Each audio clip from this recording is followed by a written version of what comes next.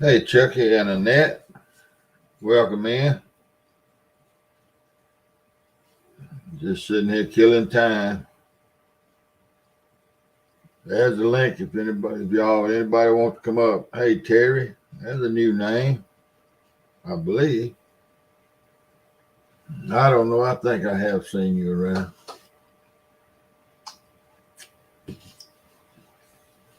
Yep, cold down here in Mississippi. I pulled up okra today. And did away with all the okra. But boy, my cauliflower and my Brussels sprouts and my broccoli and my kohlrabi is cutting up, man. This cold weather. They love this cold weather. Hey, Parson. Driving to pick a home. The dew done fell. The dew has fallen. The dew has fallen. Hey, Jimmy Graham. Hadn't seen you in a while.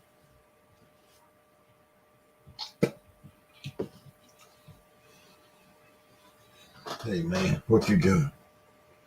What you doing?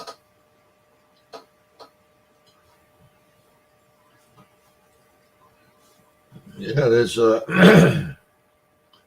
my winter vegetables are looking really, really good. I'm gonna have to close that door so I don't talk too loud.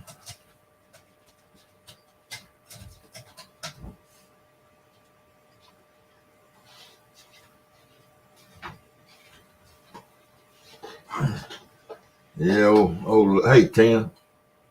Old Lucky can't. Hey Lance, old Lucky can't stand a closed door. And my wife's in the bedroom right across the hall, and I don't want to keep her awake or wake her up. And I kind of almost close that door all the way, but when he comes in, he busted wide open. He can't stand a closed door.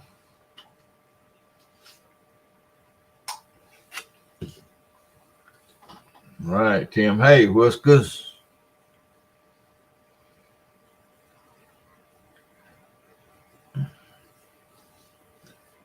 Yeah, we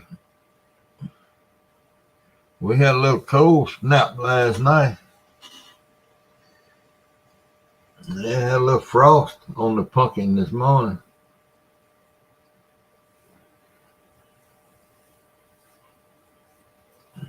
I don't know what the temperature is right now. I hadn't looked. Right, it's 44. It's not gonna freeze tonight, I don't think. Hey Valerie, tell us a story. They had to come to me, Valerie. I don't just sit up and tell stories, but when somebody says something that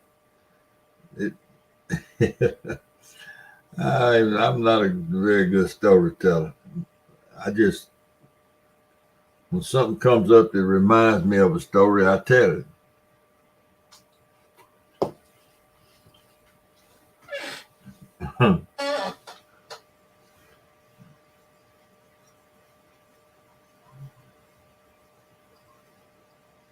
Yeah,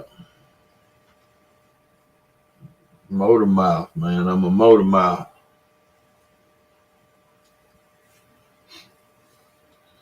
About to put the fishing poles down though.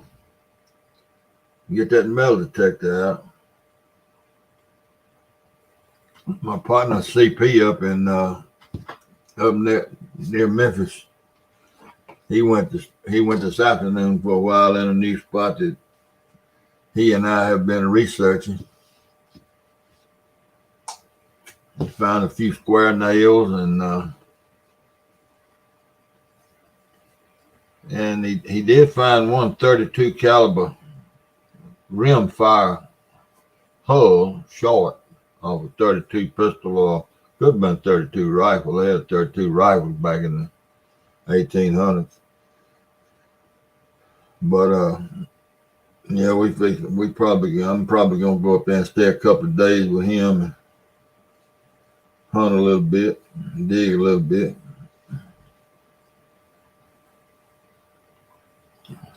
I hope I hope that don't hurt. Man, I think everybody's kind of interested in that a little bit of history anyway. I don't have to talk about it all the time, but I tell you, I do love it.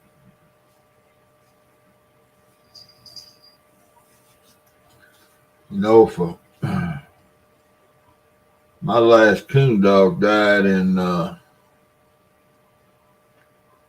19.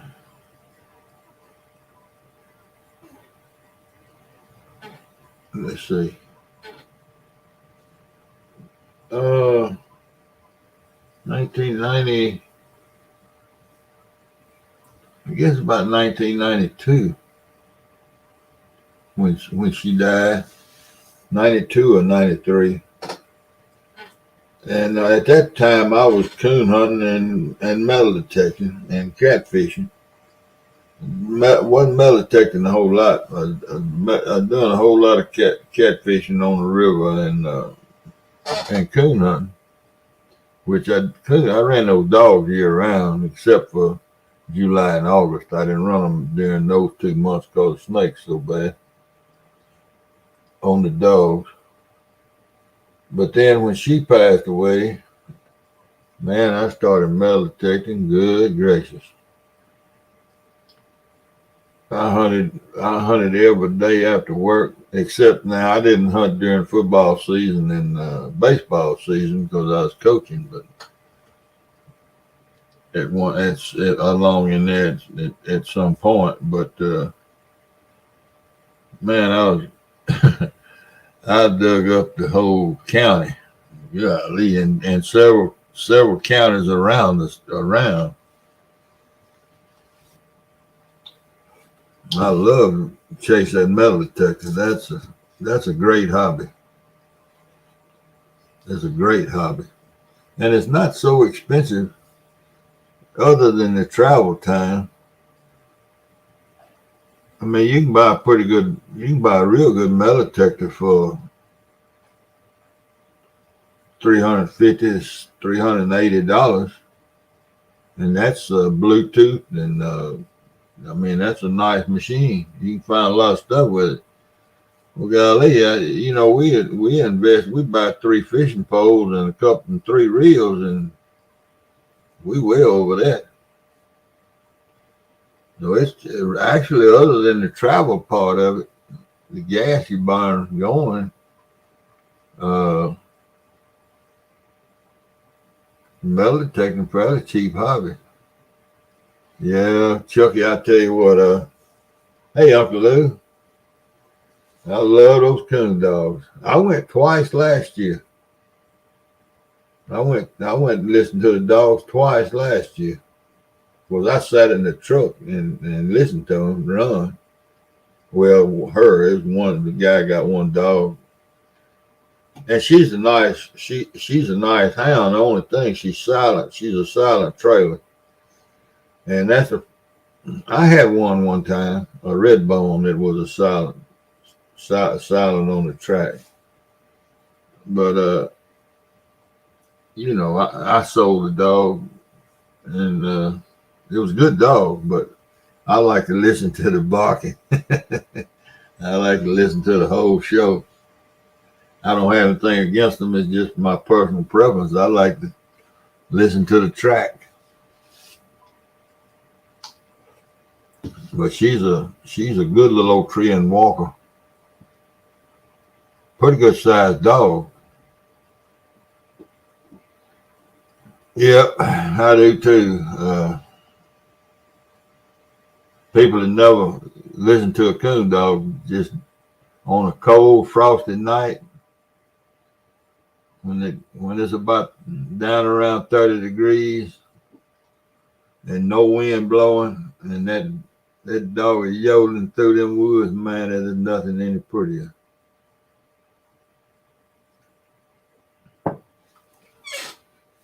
Yeah.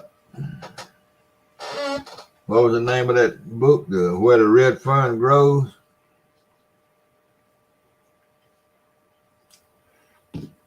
That's what got me interested in coon dogs.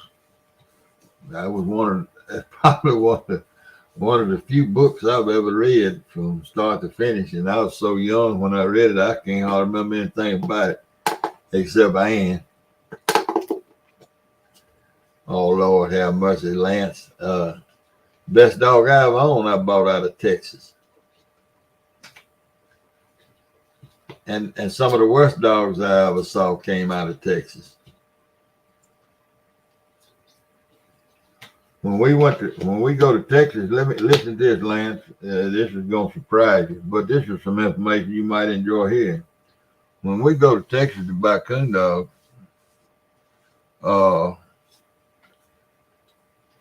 we would the way I did it, I gave the man a post-dated check. Now, if he wouldn't take a check and he wanted cash, I didn't do business with him out in Texas. Because we bought dogs out there, and I say we, it was a group of us, and we would go to Texas and buy some dogs because they shock train them out there with the shocking collars, and they in a lot of open country, and they can see, and they can do a good job of breaking them from running deer with those shocking collars. And you can get some good straight dogs out there that won't run nothing but a coon. They got armadillos out there. They got possums. They got all the trash, and they can break them because they don't have the big woods like we got down here. But we bring them dogs back in this timber down here, these 200-foot tall oak trees and pecan trees. And some of them dogs, if they couldn't see that daggum coon in the tree, they'd bark about 3 or 4 times, and they go on about their business. And it cost us a little bit of money back in the late 60s when we figured that out. That because they were straight, but they just wouldn't stay on the tree because they out there in some of them bushes they could see the tree, they could see the coon, and they just smell him good, you know. But when you get on one of these tall trees down here in Mississippi, hey, Palmetto and Alvin. So we had to adjust the way. Hey, Al, yeah, there's Alvin. We had to adjust the way we was paying up, because we was getting taken. And then some of those guys would take the dogs back when we told them what was going on. But some of them said, "No, deal is deal. You you tried the dog, and you saw what the dog did. You carried him home. That's your dog." Well, and he's right. They're right, but some of the guys did give us some money back. But we had a pretty good reputation out there for buying dogs, and there ain't no telling how many times I slept and pick up on the side of the highway going to Northeast Texas. But the trees just wasn't big enough for. But the best dog I ever owned came from Texas, and he was a good one. He was a stem one. I got run over in the damn highway. It broke my heart, boy. But coon hunting is a great pastime, great sport.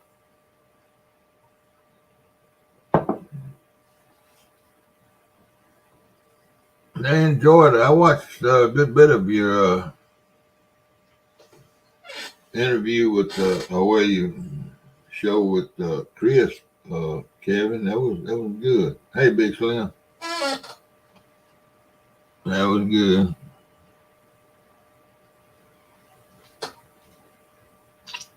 And I don't know what, but I thought that Roger was gonna stay live longer. I don't know. I was watching him and watching him and that fella. I don't know who that was, and I went and did something and came back, and hell, he was gone. They caught 159 and a 18 and 19 pound. There's my man. Hey, CP, did you check your email? that I just sent you?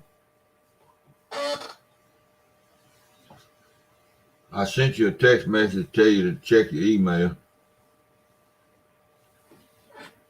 That fella that owned that bought your property in 1838. Yeah, 1838. He paid cash for it. And he bought it in 1838 and he died in 1842.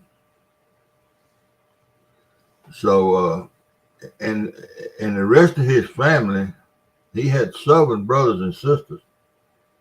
And none of them were in Marshall County. He's the only one that came to Marshall County. So that cemetery you talking about down there, you need to walk out there and check and see if that guy's buried out there in that cemetery. Even though it's on the same side of the road. And you said it's 7/10 of a mile from your house. And he owned 160 acres. And that's a half a mile. But he may, now I know he may have owned 320 acres. I'd have to go back and look. You need to go out there and check that cemetery and see if he's buried in that cemetery that they're working around out there. Nobody will say anything to you. Now you got his name.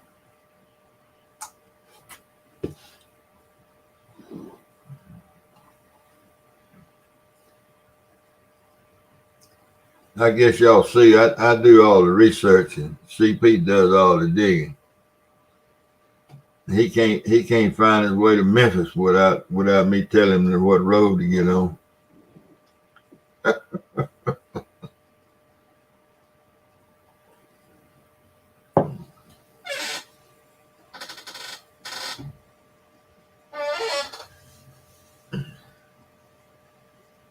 Yeah, they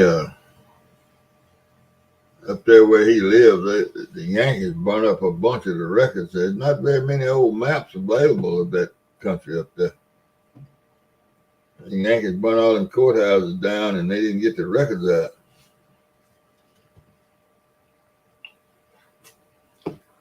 No, did I say Yankees? Y'all excuse me. I meant damn Yankees. Stan? Oh, yeah, I meant damn Yankees. I'm gonna order this chair one of these days.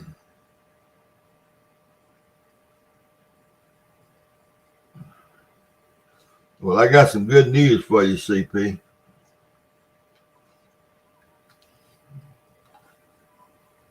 I'm gonna let you ask me, what is it? Yeah, that's right, Big Slim.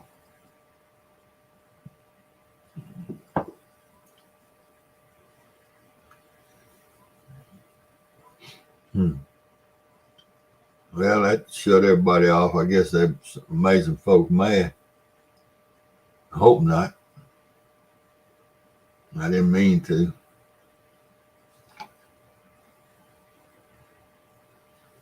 It wasn't my intention.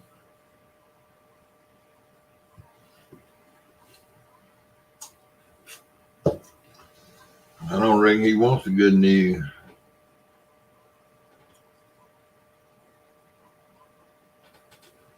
Well, I'll go ahead and tell you anyway, CP.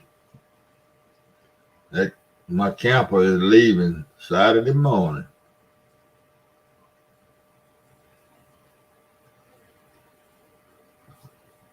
Oh, hog leg sure messed up.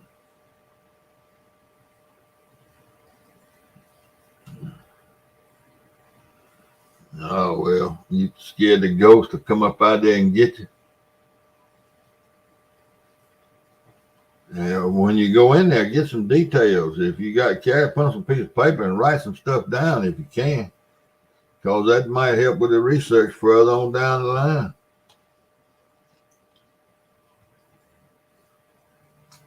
Yeah, I sold it.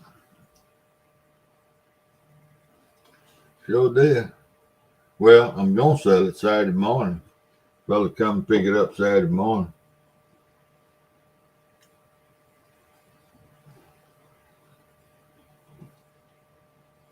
Sold your camper. You said you were never gonna stay in that camper again.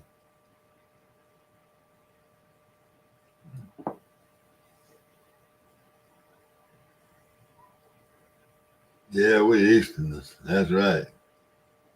You're exactly right, Tim.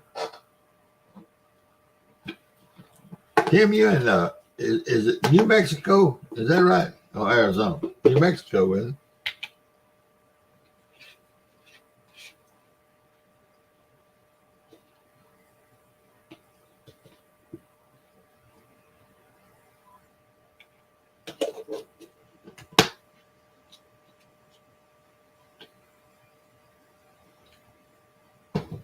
Yeah, New Mexico.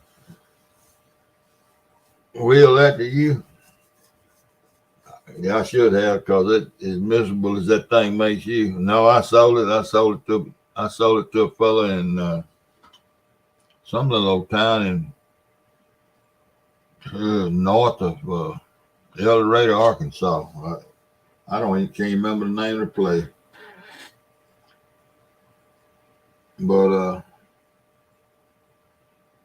I didn't get quite what I paid for it, but I did pretty good on it, considered I had it this many years and used it. I used it a bunch at one time.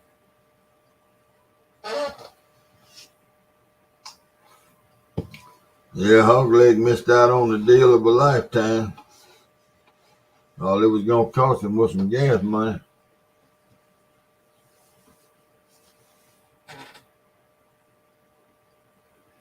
Hey, Doug,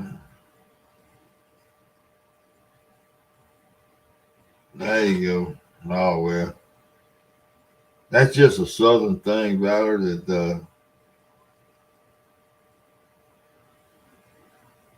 That's just a southern. He's a young fella, CP.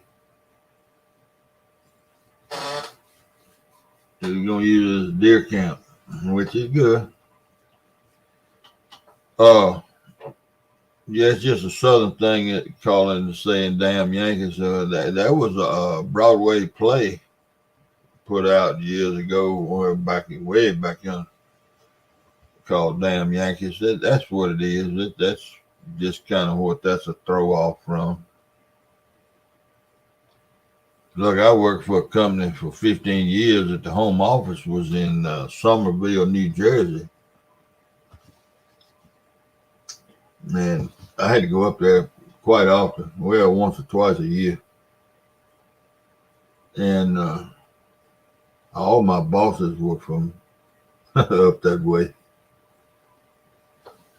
No, I'm gonna let the table go, CP.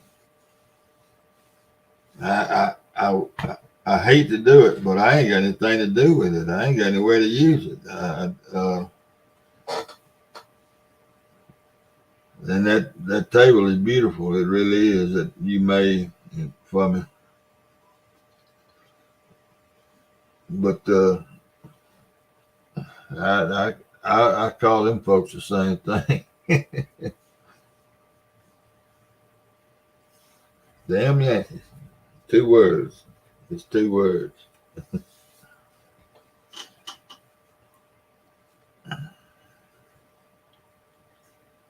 I I hate to let that table go, CP, but it's gonna go on down the road. I reckon he'll put a Razorback on it. Arkansas Razorback.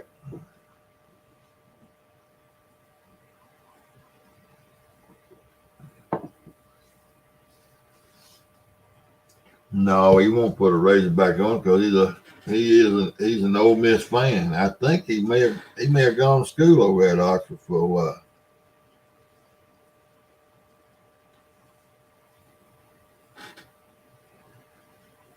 Hey, John Ola, look, I would have come up on your video on your live this afternoon and read that chat for you, because those guys were trying to tell you about that pack bait you was making. There was a bunch of them trying to talk to you, and I know you having trouble seeing the little bit of writing, but I searched and searched for the link. I was gonna come up there and read that chat to you, but that stuff looked pretty good to me.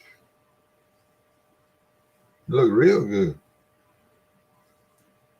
I think the only thing I would have done, I don't know anything about carp fishing, but the only thing I would have doing is I'd have gone on and put all that corn in there and really got some corn in it. But they said you should have poured the water off of that corn.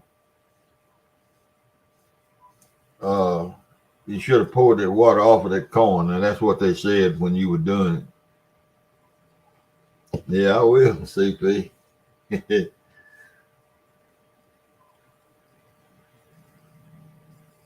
Well, I don't know. I never made that stuff before. I've never been carp fishing. I wouldn't even know what size hook to buy to go carp fishing.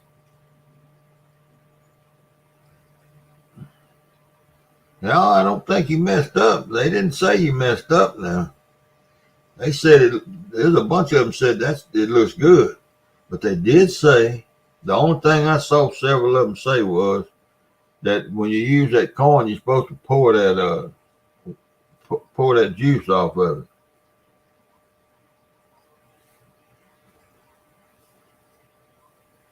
it. It looked good to me. Heck, it was packing up in a ball, looked like a rock.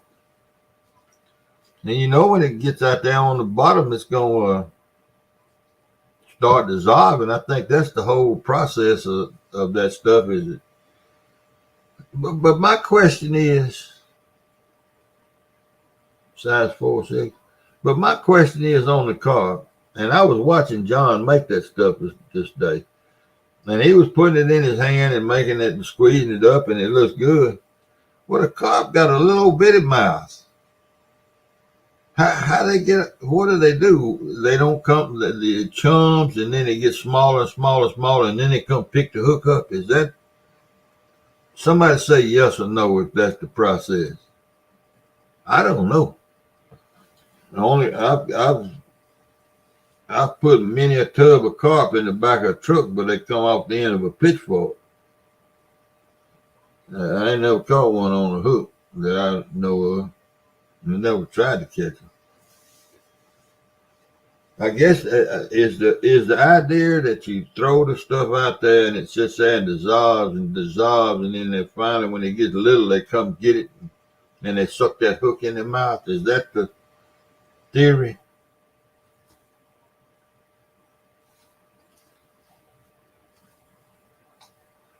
Hey, G-Style. I have no idea. But I ain't never seen a carp with a mouth big enough to eat a ball of that stuff like you had there. If it don't dissolve, yeah, that's the theory, Big Slim. The bait breaks off hook, carp eventually sucks hook up. Okay. I got you. Hey, Robert Madden. Well, you know, I got some of that finger gauze that JBT uses to put livers in. I don't know if y'all seen it or not. It's stretchy and it's a tube, and it's stretchy, and if I never did carp fishing, that's what I put that stuff in that tube, in that stretchy tube.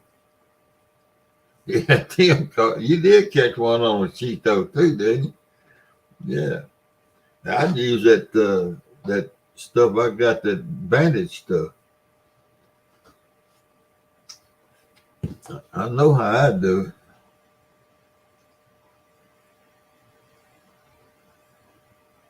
But Chuck's corn rings, yeah, that's what I was. Yeah, he's posted. He's been catching carp on worm.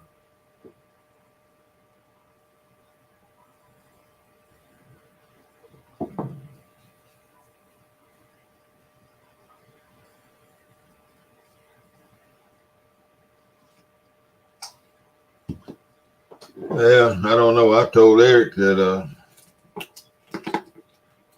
I might, if the weather warms up really, really pretty, and I hear somebody else is catching fish, I might go catfishing again this year. But I'm about to put out with the catfish. Man, they ain't doing nothing down here.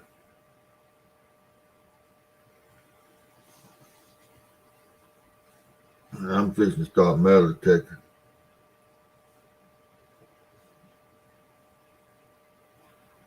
And I got to go up there to CP's house to Chuck's corn range. I got to go up there and help him get his garden going. He don't know nothing about gardening, and he working against himself. He come up with all these wild ideas. He watched too much YouTube.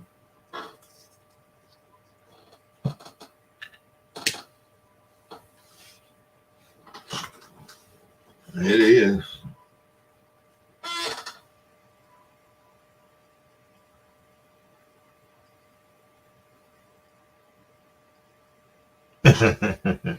Oh, that'd be a mess. That. Well, can you chum with that cream corn? Would it work for chum? I bet it'd be all right to throw out there in the water.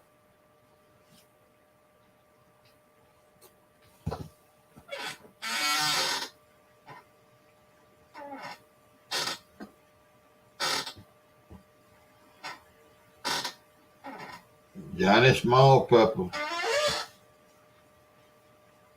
Johnny, I meant to ask you last night, and I got to run in my mouth. Do you see that crazy guy on YouTube that eats all them hot peppers? He dips it in that sauce and stuff and eats them, slobbers and carries on. Have you seen his video? Yo, watching yo. I can't think of his name. In fact, I never even tried to read his name. He mesmerizes me when I hit on one of his videos. Oh, that guy he eats some hot stuff. Woo. You know the one that does all this, he cramps all up and everything. You ever watch him? Have you ever watched him? What's his name, CP? I know you watched him. I don't know what his channel is, but boy, he is something else. He puts on a show. Hey, Ashley. He puts on a show when he eats that stuff. He hollers and carries on.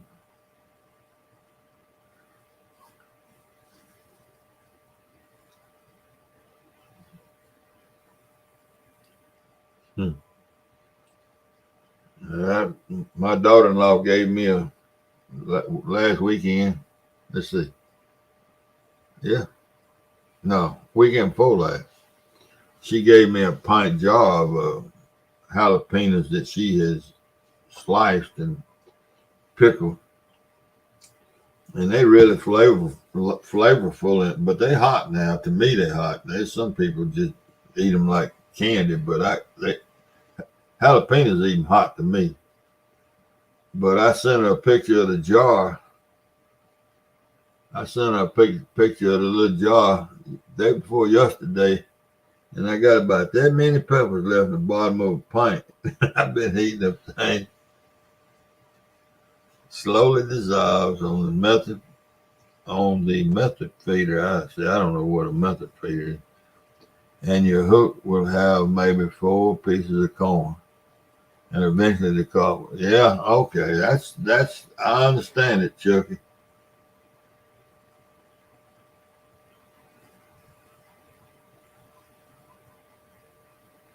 Oh, they're attacking one another. Okay. So it even happens in the pepper eating community. You know, it won't be long. Somebody will be and said something about me because I've been live twice in the last couple of nights. But I'm kind of like Clark Gable. Quite honestly, I don't give a damn, my dear.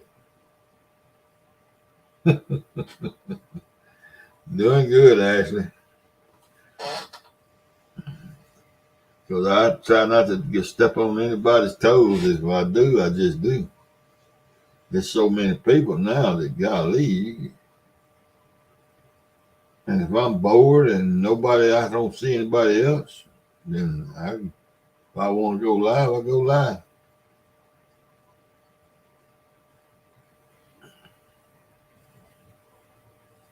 And I guess that's the way everybody ought to be, because there's enough people to go around. And some folks are trying to build their channels and all that, and that makes a difference. But I just like people, and yeah, I enjoy watching you eat those peppers, though, Johnny. I tell you, man, I don't know if I admire people that can do it, or I don't wish I could do it. So I don't guess I envy you. I reckon I admire you, because it's definitely not envy. Because I don't give a damn about eating them hot peppers. But I guess I admire you for being able to eat them. But you're the first one I ever saw eat them things and just sit there and eat them like they were popsicles. I never seen anybody else do that. Yeah, they got to have the drama. And I shouldn't have said that I don't care. I do care, because I want to be friends with everyone, and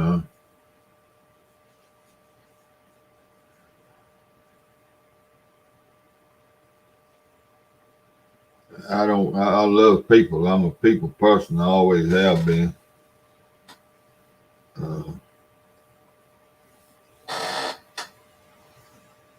Yeah, he dips them in all that sauce, and his mama somebody's Carolina Reaper sauce. He dips them down in the jars, and then he eats them on top of the already hot peppers. He dips them in that extract and does all this.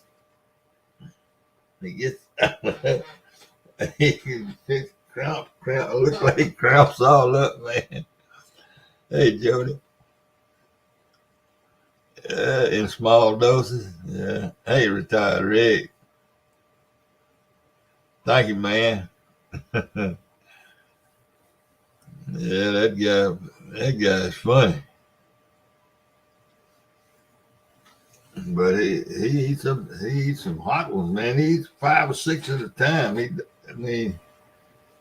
And he dips them in that extract.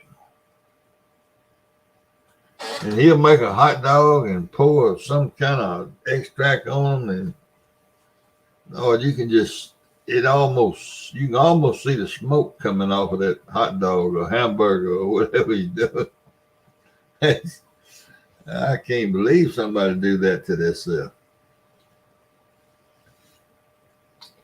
Oh yeah. Yeah, that's him. That's him, Chuck. That's Johnny Smallpupper.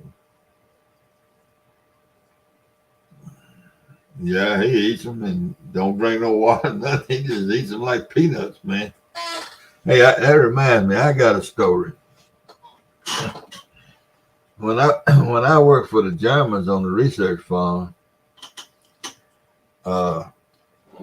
every summer during the crop season, they were the big office in Frankfurt, Germany. They would usually send 2 or 3 technicians to the United States to do research trials, and they reported directly back to Germany. We just provided them with the land and put the crop they wanted to work with, and we didn't know what they was doing. It was secret, double secret stuff, and it went straight back to Germany. Well, they sent this one guy over, and I called him Mr. Clean. Y'all know the character. He wore white. He, a big guy, bald headed. He wore a funny hat, and he didn't talk. And we had a lunchroom and a break room there in the building where we at dinner time, and we'd all sit around two big old tables and eat lunch and shoot the bull. And this guy, he was weird, man. The Germans that were there, we had 3 or 4 Germans that worked there permanently. You know, they worked 6 to 8 months at a time, whatever the visa was. And when they would get through eating, he'd speak German, and he'd get all the stuff off the plate and eat it. What they wasn't gonna eat. If they had a sandwich, hell, he'd eat the corn off a sandwich, somebody else's sandwich. And he got to doing it to all of us. If we pushed the plate back, and got a Coke and fixed and relax, he didn't say anything to the Americans, but none of us spoke German. But he'd get all our scrap, all the stuff off our plate, and eat potato chips. I mean, I ain't never seen anything like it. And I was talking to one of the German guys one day, a friend of mine. He'd been there several years, and he was a friend. And I said, Peter, what's up with that guy? And Peter said, he worked with him back in Germany, been working with him for lots of years. And he said he was just, he's a glutton, is the best I can say, Steve. He's a glutton. And he's scared to death that he's going to have to spend a penny on supper when he goes home tonight. I said, really? I said, man, that's crazy. And then we talking about a guy that's probably making $100,000 a year. So I got to thinking about it and watching him every day at lunch. I said, I'm going to fix this guy.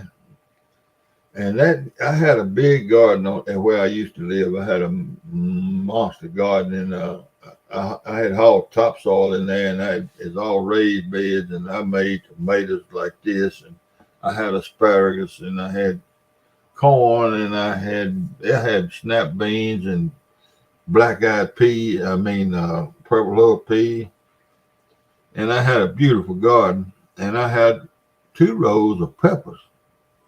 And I had some peppers that, they was hot. So I went out there, I put my work gloves on one day when I got home, and I picked about 10 of them peppers. Well, the next day at work, and I sliced them. I sliced them all up, made sure I kept all the seed, and I sliced them up and put them in a Ziploc and put them in the refrigerator. And when I went to work the next day, I knocked off a little bit early before lunch, and I went up there and I put some olive oil in a skillet on the stove, a little salt, and I poured some kind of liquid on them, and I can't remember what it was, and rolled them a bit in some cornmeal, and I fried them. Had a water fountain in the break room there, and I fried them up good. And I told everybody, I said, now y'all don't eat these damn things. They're too hot to eat. If you don't like hot food, don't eat these damn things. They're too hot. I told all that except Mr. Clean. And I put them I put a paper plate, and I put a paper towel on them, and poured them things out, and I set them on the table. And Mr. Clean was gobbling on his grub lunch, and I sat that day. I sat with my back to the water fountain, but facing him. And he gobbled his lunch down. He's eating with 2 hands, so that he'd get through quick, and then he get stuff off of everybody else when they got through. He got through, and he looked at them things and he knew I cooked them, and he looked at that plate, and he pointed at that plate, and I just acted like I didn't even see him, and he reached in that plate and got him like this. He got him a handful of them fried, all kind of different hot peppers, and put them in his mouth. And he was a light complected guy. I felt sorry. I hated that I did it. Man, that chair, when he slid that chair back, it sounded like a streak of lightning coming out from under that table, man. And I jumped up and went and bent over that water fountain and cut that water on. And I had my back to it. And I sit there running that water, and I could hear him. And I don't know if y'all can hear this or not, but he was standing on that floor, and his feet was pat. Johnny he must have been jumping up and down, patting his feet. And I waited till I didn't hear him patting his feet anymore to turn around and look, and everybody had their head down. I mean, it was like 10 people in there. They all had their head down when he went shooting out that door. And of course, I had to go see where he went. And we had a big wash basin in the shop back there with Gojo and stuff, on the shelf where we keep our hands clean before we wash up before we come in the room, in the building. He had that water wide open. He had his mouth up on it. He had his head. His hat was down in there. And he didn't even take his hat off, man. Oh, boy, I was laughing. But from then on, now the next day, the very next day, Peter and I got together and we went to town and bought a big bucket of Kentucky Fried Chicken with all the trimmings and brought it out there and set it on that table. And everybody got that chicken and got their little mashed potatoes and a little bit of slaw. And old German boy, old Mr. Clean, he sat over and ate some kind of little old sandwich. And he would not put his hand in there and get a piece of chicken or nothing. We broke him from that mess. Well, we did all that. I did all that on purpose. I kind of feel bad at him, but I didn't like the way he did. I didn't appreciate what he was doing. And but them fried peppers brought him up, boy. He pointed at him. He just pointed at the plate. And, didn't nobody say a word. None of the Germans said anything. Oh, man. I cooked him.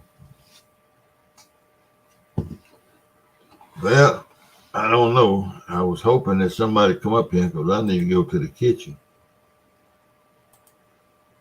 I'm going to put the link back up there. I need to go to the kitchen for a minute. Hey, Chad. Hadn't seen you in a while. Hey, Dallas. Yeah, I guarantee you did. But all through the years, we had 2 or 3 to come through out there that I didn't have. There's Pontoon Jody. There we go. Hey, Jody.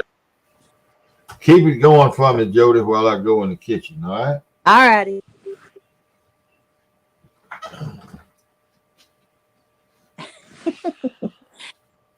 What can we get into with Steve gone?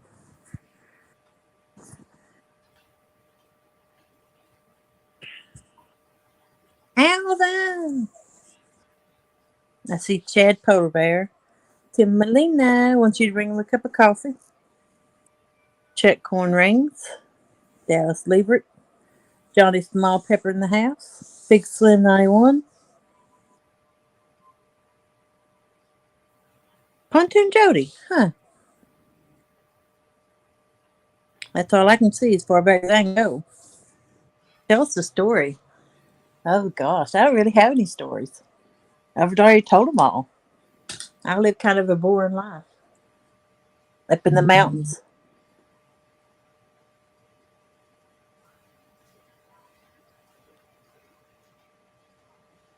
Let's see. There once was a man named Jed. Barely kept his family fed. Beverly Hillbillies, you know that story? That's all the stories I know. That was quick. Yeah, I just had to run up to the kitchen right quick. I like your cup. Well, it's the same one. I need to get me a new cup. I use that same cup. Yeah, Roger. Yeah, did you see Roger out on Tennessee today? Yeah. Am I going fishing with Roger while he's out here? No, he's going to. He's already headed back out. He'll be going somewhere else tomorrow. I had to work today. He he always hangs with the men anyway, like Bobcat and them. I'm not cool enough for him. Ooh, he's going to Alabama Friday. They said. Yep.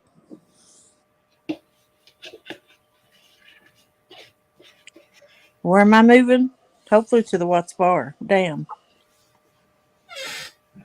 You think you're gonna move? You think you are? That's all I've been doing the last 2 or 3 weeks is going through the house, throwing away bags of stuff. Oh, you are moving in. I'm trying to get the house ready to sell. Okay, I got you. I got you. Have you got a spot up there already or not? I have a friend who said I could put a camper on his land in exchange for dog setting. In exchange for what? Dog setting when it's gone. Oh, auction. I got you. Yeah. Well, have you got a camper? No. I figured I'd get a camper out of the money I made off the house. There you go. I ain't getting nothing expensive. Just I was gonna spend $3,000 to $5,000. Yeah. Until I decide exactly where I want to go, and depends on the job and everything, you know. All right. Well, are you gonna be working with your brother or doing something else? I can't do that because I can't stay awake. That kind of knocked me out of doing that when I got COVID because it's made me go fall asleep now. Oh my goodness. Mm-hmm. I'm getting better though. I still have trouble. Johnny, I think she's gonna do a new job, aren't you, Jody? Yeah. I already know where I want to work at. Volvo plant. Okay. Have you applied? No, I got to stay where I'm at to the end of November because I'm the only one who can do my job. We have an audit coming in. No. Well, Are you gonna get any severance money or anything out of that deal? no, they don't do anything like that for nobody where I work. You leave with what you come in with, the shoes you're wearing. They don't have 401k or none of that. They don't match none of it or nothing. Shit. We have to pay for all of our insurance too. They don't even pay none of it. Mm. And they don't pay nothing. Well, I don't know. I guess I was lucky because when I went to work for the big boys, I had a 401k and they matched it. Retirement, Yeah. full insurance on the kids and the family, dental and everything. That was really a good package. I don't know what all the benefits are. I know they got a $3,000 sign-on bonus. I start out making more than what I am now, and I can get a lease for a new car for $115 a month. There you go. Well, what were you? Is that working on an assembly line or in the office? That's just any job there. Oh, okay. I don't want an office job. I don't want no responsibilities. I just want a plain job. There you go. I'm sick of responsibilities. Yep. You can get that way working for the man, I'll tell you. Mm-hmm. And especially when it's one of them jobs where you gotta sign stuff. That's all I do. Sign off on things. Man. I'm responsible for everybody, and if someone messes up, you can't babysit 500 people. No way. You can't watch everything they do. Well, the bad part of it is, now if you're working for the owner of the business, whatever the industry was or the job or the company, if you're working directly for the owner, where you knew him and he was had oversight on everything, and something goes wrong that one of those 500 screwed up and it goes back on you. Well, you're dealing directly with the owner to tell him, to show him what happened, But when you're working and you got a supervisor or something like that above you, that supervisor is covering his ass too, and and it goes on up the ladder. So don't nobody cover you. Even if the owner messes up, I still get in trouble for it. It's my responsibility. Yeah. Well, there's got to be somewhere else to go. Hey, bud. I got hung up in that in the medicine factory, and when I was still in college, finishing college, and just got married, and when I go to work, I work graveyard shift, and it was clean up setup when they ran production 2 shifts, and then we cleaned it up and set up for the first shift to start running the next morning. And my job, the size bottles and things that they ran on my filling machine with the IVs and stuff, it varied 5 or 6 different sizes. And you go in at night, you go in the office and get your orders on what they wanted done to what they're going to run the next day. Well, I went in there that night and I got my orders and I read them. I said, well, they made a mistake here. I ain't never heard of such a thing. And so I went back through the file and I couldn't find anything. And I went and found my foreman and I told him, I said, Bobby, I said, what is this? I never seen such. And he said, oh, golly, we ain't run them bottles in 10 years.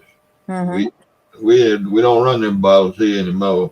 We sent all that stuff to North Carolina.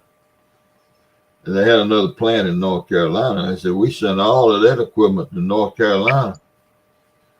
And so he spent, I don't know, we spent 2 or 3 hours going through warehouses and different shop cabinets. He went to see if they could machine us. We had a machinist that worked third shift, a maintenance guy, and he could machine.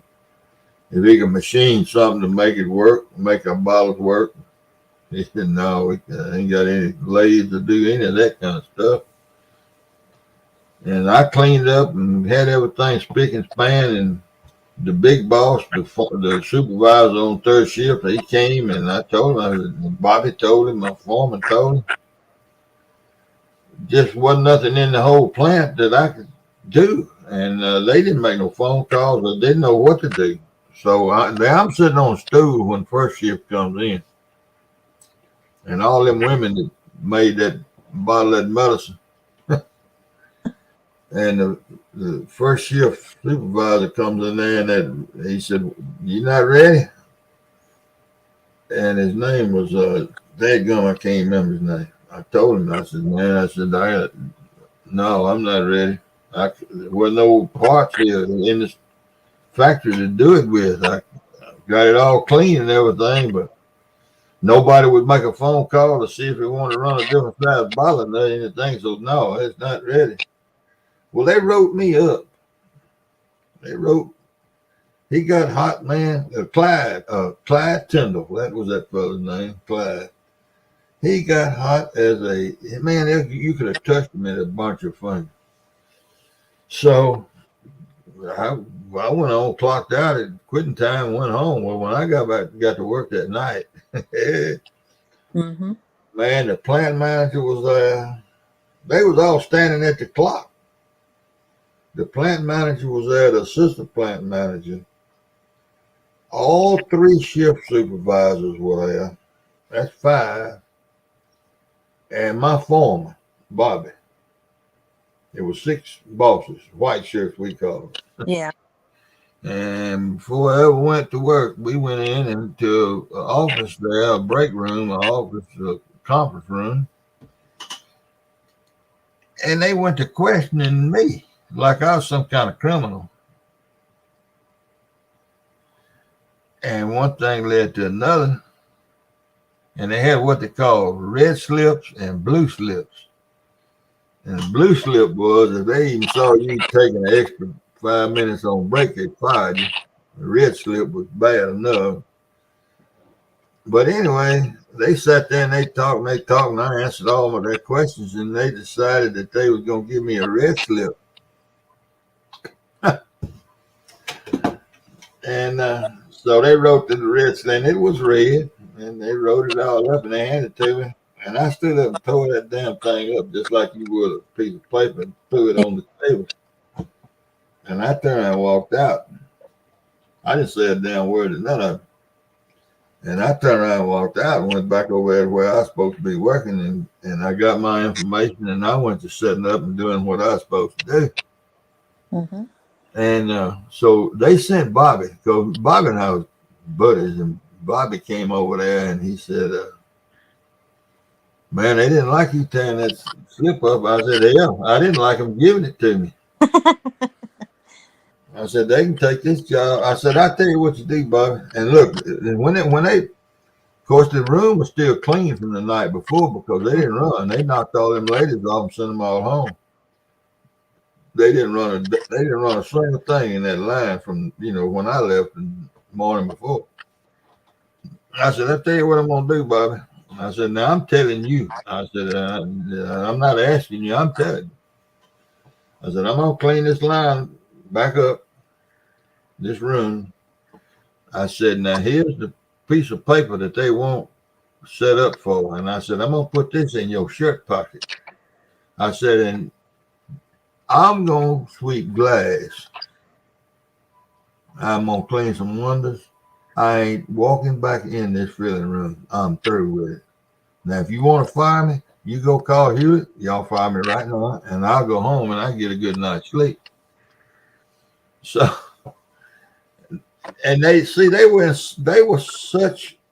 so far in the wrong.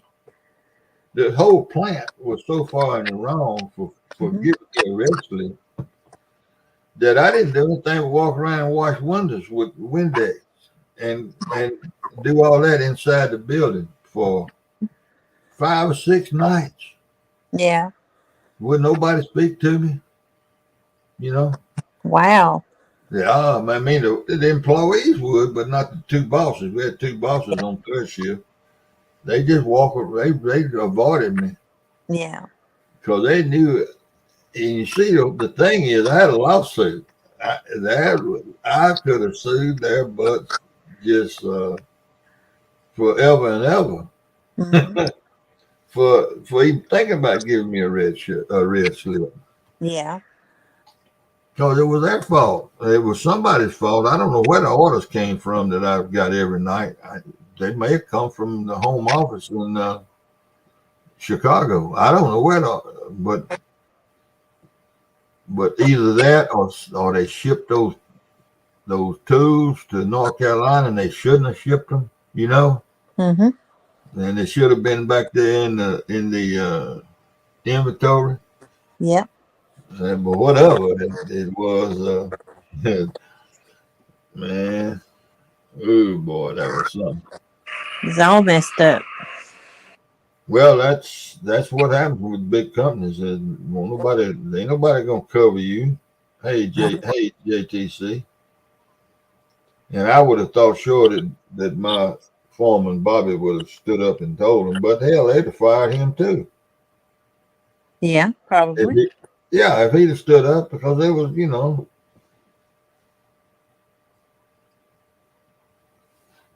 but that's big business for you. Mm-hmm. I'm glad I don't have to worry about it anymore. I still got to work like 20 years. Well, you know, the work is something that we all have to deal with. Mm-hmm. What happened then, Steve? Okay, after after about a 5 or 6 nights of washing windows and not washing windows but spraying them and I was polishing stainless steel at the company. Oh, it was medicine. And we packaged medicine for Vietnam in that, and everything was spotless. And I made up jobs. I mean, nobody told me to wash windows.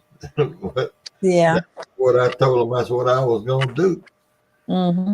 So that medicine, as we packaged that medicine in bottles, in big bottles, different size bottles, 2 liter, 1 liter, uh, pint and a half or whatever. But it was all in liters. I don't remember the liters. But anyhow, you put them on iron pallets, and we had big sterilizing units out there. Some of y'all probably seen them where you bolt the doors shut and they run the steam through it and it brings it up to a big temperature and homogenizes it. I think you call it sterilize, homogenize, whatever.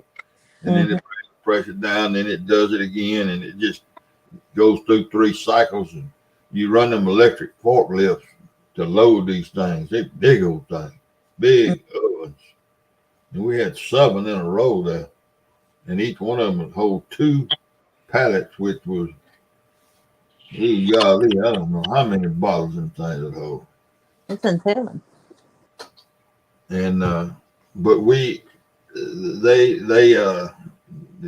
finally came to me and asked me well, one of the boys, there was 2 boys that ran that thing out there, and one of them had a car wreck one Saturday night and was banged up pretty good. So they came and asked me would I come out there and move out there and start helping Red, one of the boys name was Red, and I can't remember the other, but the other one had the one that had the wreck, and they wanted me to help Red in the sterilizer. I said, yeah. I said, but I ain't signing. You know, they had those circle charts that ran with the needle on it that showed the temperature and then the cycle that all those sterilizers went through. Yeah. And then when you got through, you had to sign that chart. They put your name on that chart. And I told him, I said, I'll go out there and work like a dog. I'll load, unload, and tighten them. We had the big old 13-pound air wrenches. You tighten them bolts down around that door with. Mm-hmm. But I ain't signing nothing. I said, I don't trust y'all enough to put my name on a damn thing. Because, see, I had to sign off on that medicine. Yeah. Before they could run it. I had to sign and say that it's been done. This has been sterilized. This room is clean. And I had to sign all that, you know. And they did me that way with that thing. And so, yeah, I worked out there about 4 months. I really liked it. And, I mean, I could run them dial. I knew how to run the system. It wasn't no rocket science. But I wouldn't sign it. And I gave my 2 weeks notice. I was going to start farming in the spring. This is in late February. And I went to work one night and I went in there and told the supervisor, I'm going to give you 2 weeks notice. I'm leaving. And he said, oh, man. I said, yeah, I need the form to fill out. And I filled out it and gave it to him. Mm-hmm. I went on back out there and went to work in the sterilizers, and the other boy come back by then. Now it's 3 of us out there. Mm-hmm. Because they didn't move me. I wouldn't go back in that filling room. They had to hire a new employee. And his last name was Gay. I'll never forget it. His last name was Gay. And they wanted me to go in there and train him. I said, I ain't going, I told you, I ain't going back in the damn room. Fire me right now. But I ain't going back in there. Mm-hmm. So they had to bring one of the guys that been there forever and ever and ever. And he went in there, and the same guy that trained me. But I went out there and went to work and moving bottles, and I don't know, it was about 1 o'clock in the morning. I said, you know, I was still mad. I stayed mad for hell, 4 months. I was still mad as hell. I said,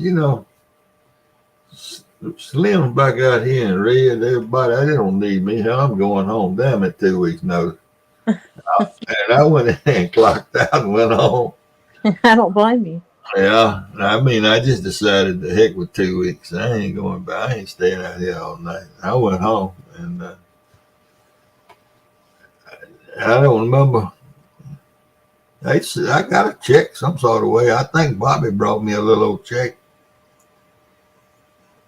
I had, I don't know, 3 or 4, 5 days, 3 days maybe. Yeah. But they paid me. But I know how it is when you're fooling with people like it's a mess. Yep. I'll be glad to get a new job. Used to be there's like 20 people working in it. And then they've quit and moved on. I've been there 22 years. Yeah. And now it's just finally just got all shifted onto me. Mm. And that's not the only job I do. I do purchasing too. And then whatever crap job somebody can't do or won't do. That sound like a foreman's job. I don't know why they hire office people that can't use a computer. Makes no sense. No, it don't make sense. Not at all. Mm-mm.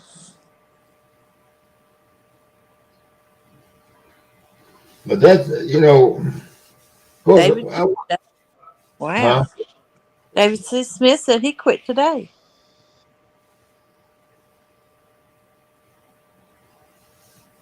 I don't know if he did or not. He's laughing at me about my 2 week notice. Yeah. Yeah, I worked for those Germans for 15 years. And actually, the most I ever had was like 6 bosses. Wow.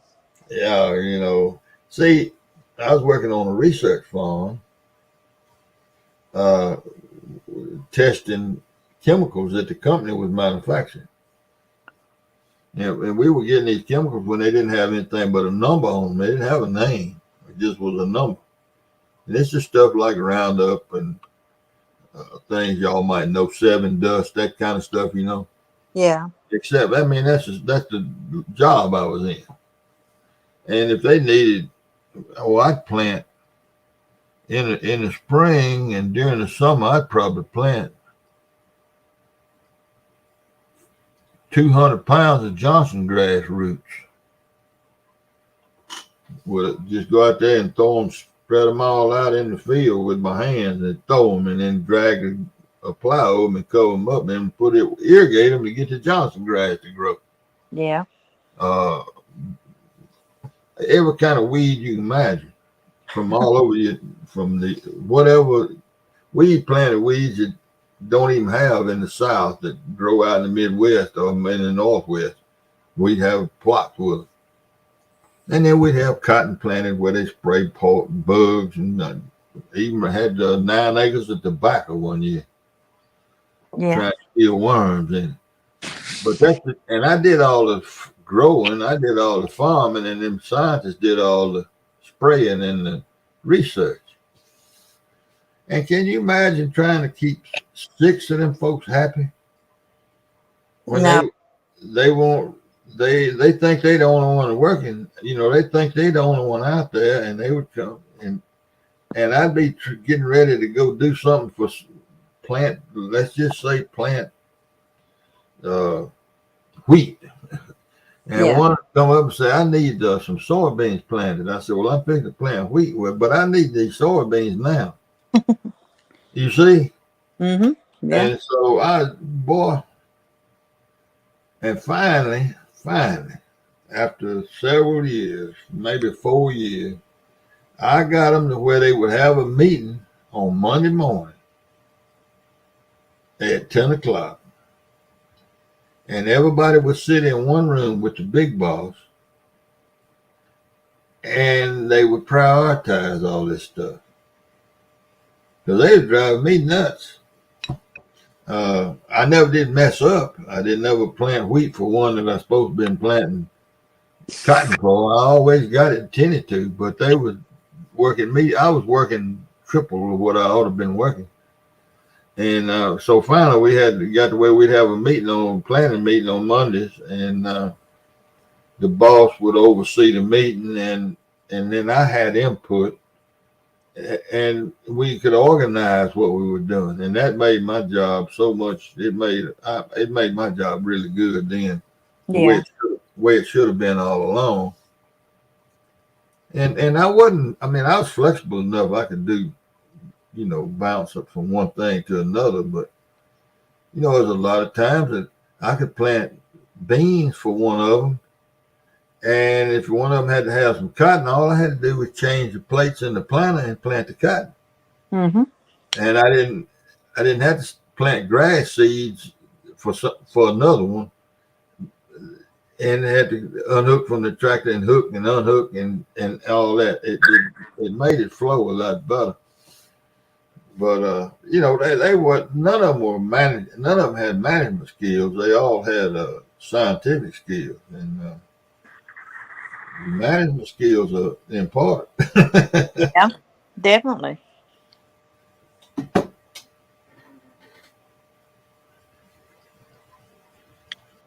Yeah, there you go, Valerie. But I spent that job on that research farm. I spent a couple, 2 or 3 years in misery, but I stayed mad at the world. But after we got it straightened out, everything was good. I loved it then because it's supposed to have been a fun job, especially for a farmer. Oh yeah. That was supposed to have been a fun job. That wasn't supposed to be like work. Yeah, I called it play farming. Yeah. Play farming. But with about $300,000 worth of equipment back in the 70s. I mean, back in the 80s and 90s. Mm-hmm. That's some fancy stuff. Well, I mean, we just had so much of it. All the little 2-row stuff, 4-row stuff you take and make a garden with. Yeah. Rototillers, they walk behind rototillers. I had 2 of them hooked on the back end of a tractor. Mm-hmm. Man, I could make this dirt look like, I could make it pretty. I didn't even plant a garden this year. I didn't figure I'd be here this long enough for it. Yeah. Well, I tell you, I was telling them earlier, you weren't in here, but I got a cauliflower, broccoli, Brussels sprouts, and kohlrabi, and all of it's up knee high. Mm-hmm. And now I've already pulled a kohlrabi. I pulled a kohlrabi yesterday, and I gave it to Eric. He never has eaten one. So I gave it to him to take home, but he's a vegetable eater. Yeah. And I told him how to eat it. I eat them raw. And they never heard of such. And he carried it home. And when he got back to me and he said, How you spell that name? It's a German vegetable. I was on the research farm when I came to know what it was. Not Johnny Small Pepper. See you, Johnny. Thank you for coming in, man. Not Bug Man. Bug gone too. Yep. But I guess besides tomatoes and pickled okra, I reckon kohlrabi is my favorite vegetable out of the garden. I love that stuff. Raw. Like corn, cucumbers, tomatoes, green peppers, green onions. Yeah, I do too. I love all that. I put up 12 jars of pickled okra this year. Really? 18 plants. I got 18 plants. 18 stalks of okra, and I put up. And these are quart jars now. I've never eat that. What do you put it up like a cucumber? That's what you're talking about doing? No, see, I do the cold pickling. I don't do the cooking the jars and all that. I put this is exactly what I do in a quart jar. I take a quart jar and I put 3 cloves of garlic in the bottom of it, chopped up. You know, Yeah. say yes, so I know you hear me. Yes. I put 3 cloves of garlic chopped up in the bottom of the jar, and then I put 2 teaspoons of dill weed. Mm-hmm. Okay. Yeah. Then in a pan, in a pan, Yeah. I put 2 cups, 2.5 cups of apple cider vinegar, Wow. a tablespoon of peppercorn, 2 teaspoons of mustard seed, a, a teaspoon of sugar, and a teaspoon and a half of salt. Hmm. And I bring it to a boil Yeah. and stir it and bring it to a boil. Oh yeah, and I put 2 sliced jalapenos in the jar with the okra. 2 sliced jalapenos. And sometimes I put the seeds in there with them, and sometimes I don't, depending on what mood I'm in. And I stuff them, you know how you put them okras and all that. You stuff it in there tight as you can get it. Yeah. And then after that stuff comes to a boil, I pour it pour the liquid, pour it in there. And then I take a wooden spoon and reach up in there and get all them peppercorns because they stick to the pan. And get all that down in there. And that's all it is to it. That's all it is to it. Hmm. And they are, man, I love them. I don't know if I would like them. I don't know. You like pickled tomatoes? Green I've tomatoes? never. I only eat fried green tomatoes. Well, yeah. Well, okay. Do you eat dill pickles? Seldom, but sometimes. Okay. Well, you probably wouldn't like this then. This I is don't not. like that chow chow stuff. You wouldn't like all this then. You wouldn't like it. Okay. But I love it. I love that flavor. Mm-hmm. That's It might be an acquired flavor. The more you no. eat it, the more you like it. I don't think so. I don't believe so, Jody. I mean, you know, it's not a spicy. It's Yeah. not a spicy food. It's just that flavor. See, and that Yeah. apple cider vinegar is not real. What do you call the word? Sharp, like Mhm. white vinegar. Yeah. In fact, sometimes I'll even put I'll put 2 cups of vinegar in the skillet or in the boiler, and a half a cup of water. Just to even Mhm. cut the vinegar, that apple cider vinegar, a little bit. Yeah. I don't But like. yeah, I love them. I like. Actually, I kind of like my stuff bland in a way. Right, right. You like my wife. My wife won't touch none of that stuff. Yeah. You know, she can live off of chicken and dumplings Yeah. and toast. Mm-hmm.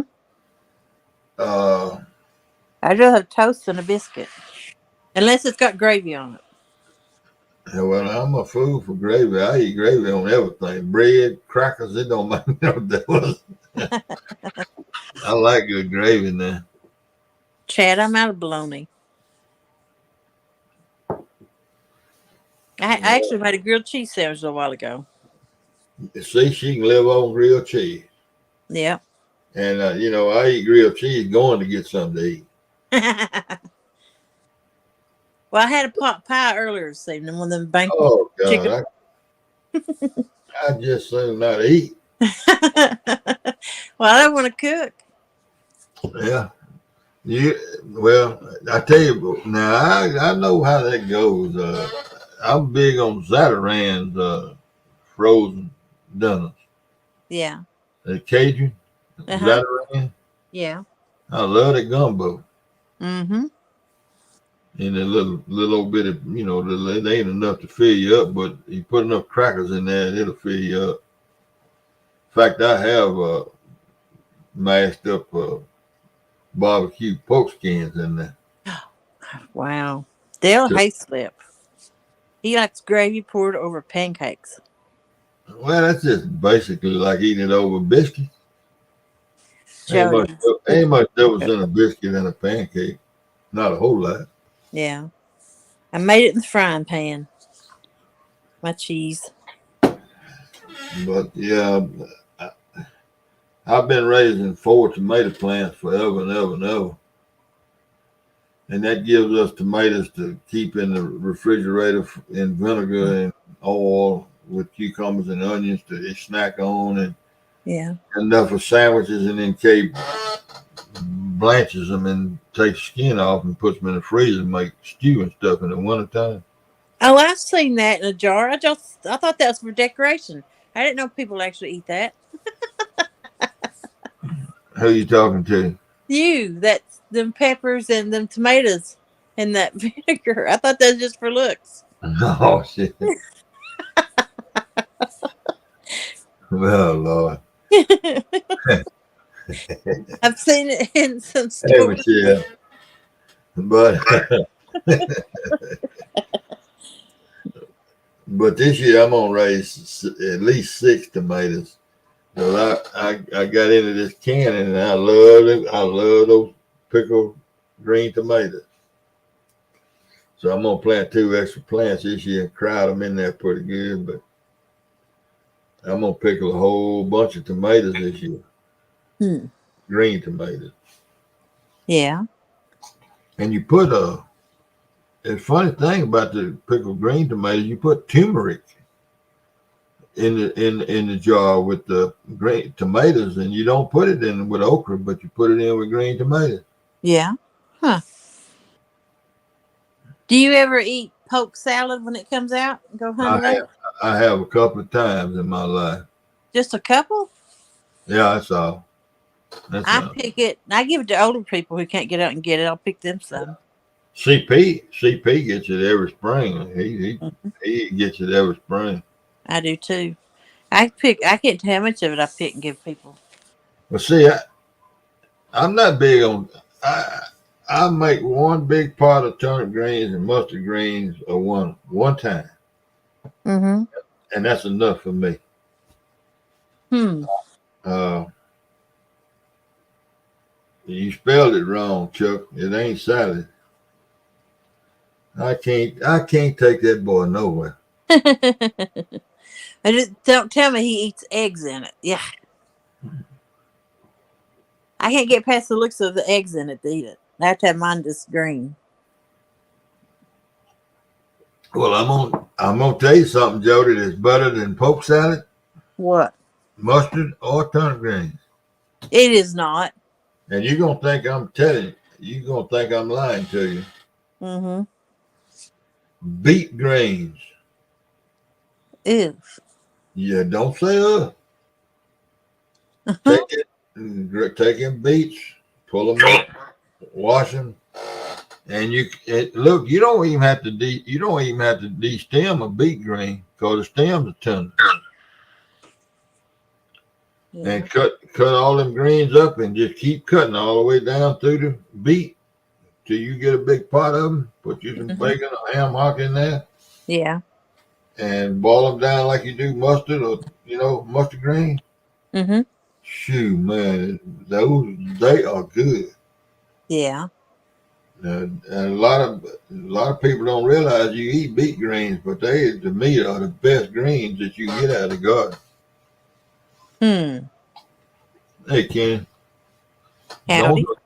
don't me. I could tell the way you said. You just thought I was crazy. Nah, I ain't eating. I don't like beets. Well, I like turnips.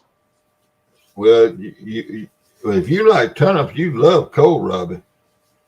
I like coleslaw. Coleslaw is one of my favorite things to eat. I didn't say coleslaw. I like it soupy and sweet. I said kohlrabi. Oh. I'm gonna spell it for you, and you can look it up and see what it looks like. Okay. It's KOHLRABI, kohlrabi. That sounds like Japanesey. No, it's German. Okay. and you can eat it raw. I mean, that's the way I eat it. I have cooked it. I have steamed it before, but I love it raw, man. Golly, it's good raw. That sounds like something to give you diarrhea. No, it's a cross. I told him when Eric left here with it, he asked me what it tastes like, and I told him, I said, to me, it's a cross between a turnip and a potato. It's got a flavor. It's between a turnip and a tomato, potato. Yeah. And so you'd like that because it's bland. Yeah. And I put ranch dressing and salt and pepper and just slice it thin, and just eat it like, I love it like that.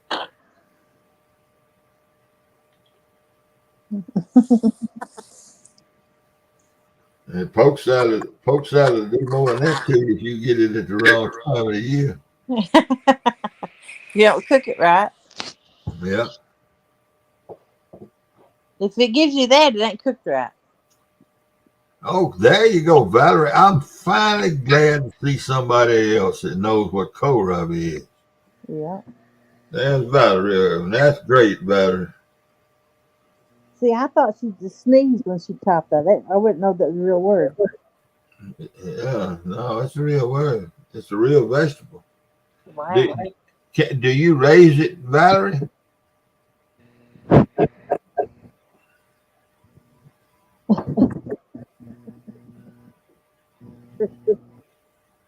Do you raise it, Valerie?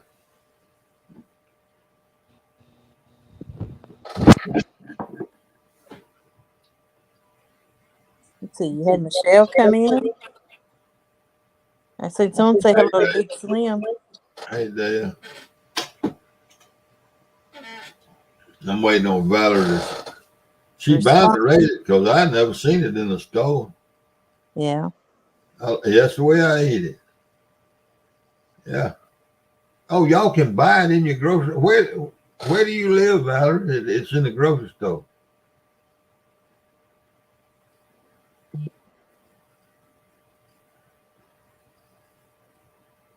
That's wild. I never seen it in the grocery store in Mississippi. Oh, get up. Cabbage out of pie. No. It looks like a pie and tastes like a cabbage. Hey, Steve. Howdy. In Ohio, well, y'all must have probably got a pretty big German population because an elderly German man that used to visit the research farm I was on turned me on to kohlrabi, and I ordered some seed. I got it. That's another story.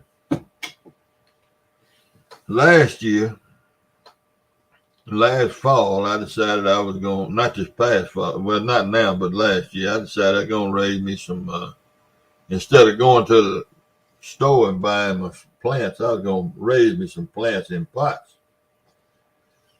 So I looked and watched and I watched, and I finally found a package of kohlrabi seed from Ferry Morse.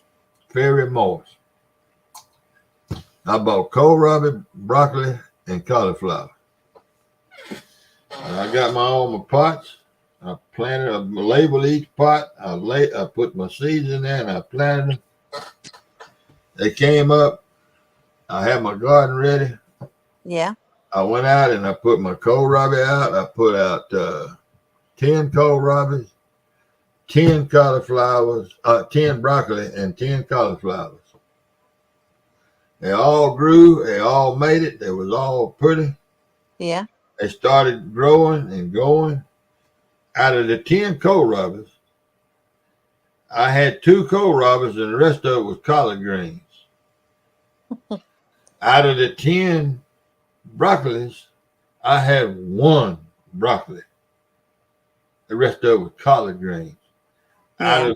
Out of the 10 cauliflowers, I had 2 cauliflowers, and the rest of it was collard greens. Wow. Yeah, I sent Ferry Morse a letter. Mm-hmm. Of course, there's no labor nobody working, don't nobody want to work. Well, hell, they ain't got that quality control. They don't have anybody to do anything, you know. Yeah. So I did. I was lucky enough to be able to go to the co-op out here and get me a couple of cauliflowers and a couple of broccoli. Of course, they ain't never heard of kohlrabi. So this year, I go back and I buy the same kind of stuff, Yeah. do the same deal, got them in the pots, and I set out. I ended up with 4 kohlrabis because I mean that's all I could. I had to plant them in with the heat we had. You remember how hot it was this summer. Yeah. Them things would grow and then they would die. They grow all that because these are cold crops. These are crops that need a cool weather. And I finally got 4 in the ground. Well, I got 2 kohlrabi. I gave one. I had 5. Excuse me, I had 5. I got 2 kohlrabis out there that's about the size. One of them about the size of a golf ball, and one of them about the size of a baseball. And I gave Eric one that's about the size of a softball. And I got 2 out there that I don't know what in the hell they are, but they ain't kohlrabi. Mm-hmm. And but you do not know what you're gonna get No, you don't. now with you just don't know. No, I don't. I don't eat collard greens, Valerie. I pulled them up and chopped them up with a machete and buried them in the garden for compost.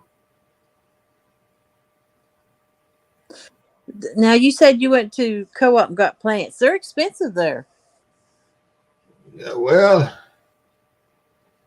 yeah, they're expensive. I mean, uh, now this year, let me think.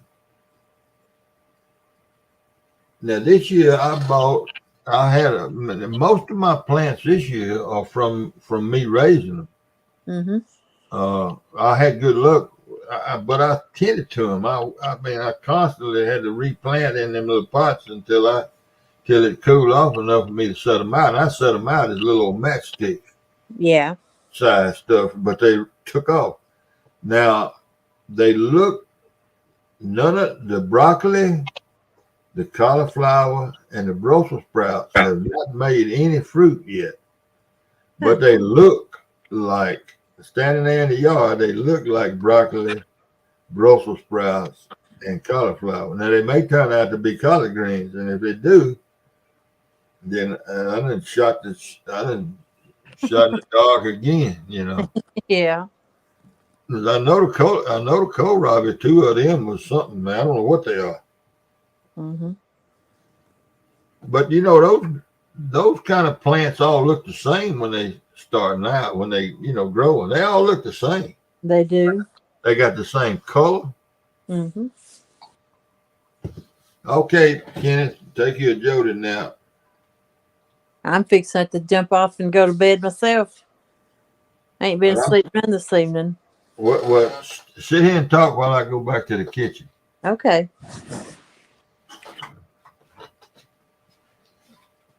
Do do do do do do do. Oh, did Ken say he was leaving? Yep, gonna take his little nap. Oh, David's getting his house fixed from where that Amazon truck run through it. I have 16 collard green plants. Wow. I don't plant nothing I just don't love to eat. People make a big garden and they'll put squash and zucchinis and all that in it. I don't plant none of that stuff because I'm not going to eat it. I just want to plant only what I take care of to eat. Cherry tomatoes is one of my favorite things to plant also. They taste completely different from what's in the store.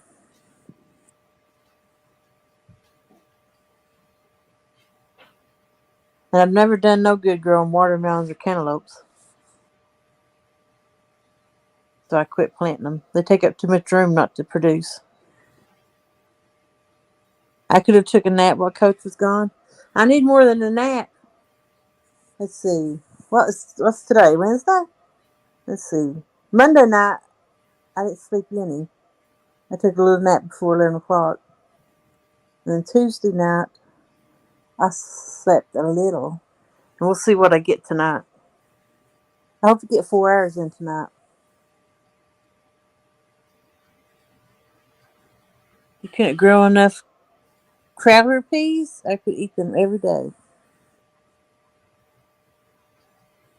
I like to slice it thin and eat it as a snack. Or shred it to make it into salad. She's talking about that stuff. Ooh, Collie Robbie. Whatever it's called.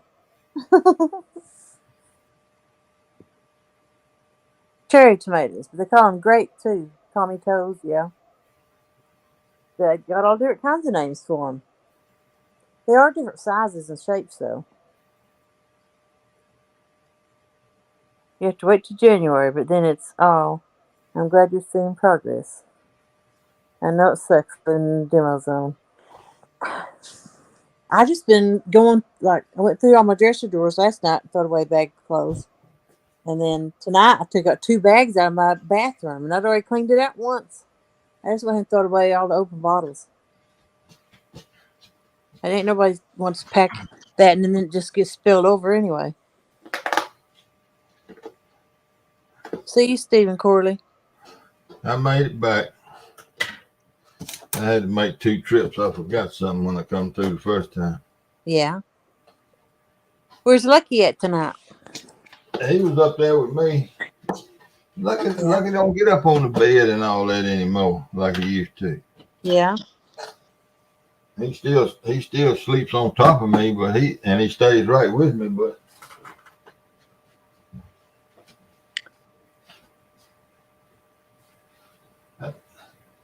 I think Lucky must be entering his 25 and 30-year-old self. Yeah. Growing up.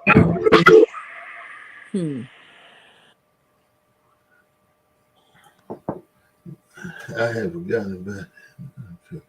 Oh, yeah. Yeah, Valerie's talking about eating it raw. That's the way I eat that kohlrabi is with ranch dressing and salt and pepper. I like it. I love it like that. Did I find a buyer? No. Golly, Home Depot had kohlrabi plants. Well, you up there in the big city, though. Hell, I'm down here in the...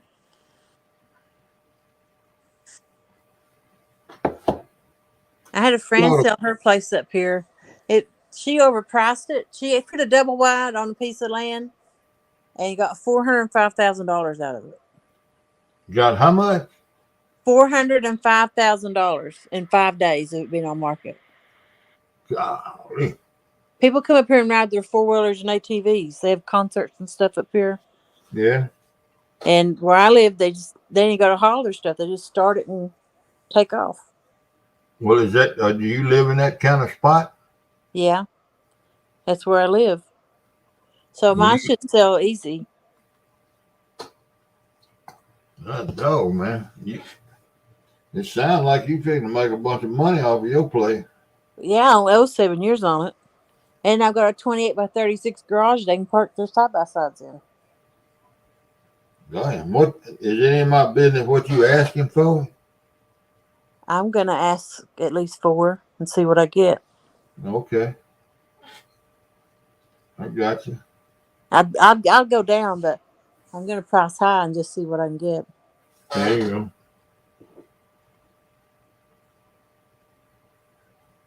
go. CP said they had kohlrabi plants in Memphis. Wow.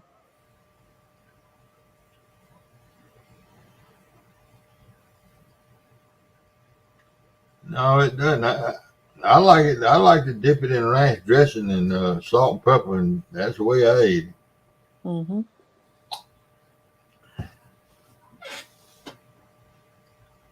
I never seen kohlrabi plants, not down here anyway. Afraid not, Tim.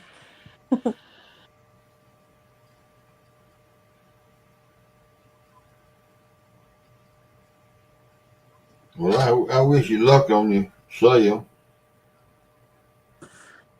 Yeah. Hell, you get you a nice camper, you don't need no house. Well, I don't want to spend a lot on the camper.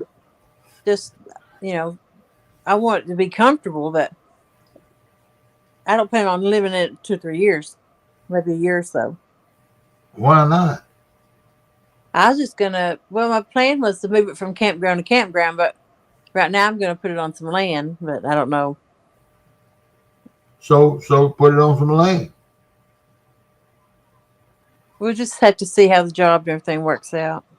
If you get that, the way I look at this now, I look at it from an old guy's point of view. Yeah.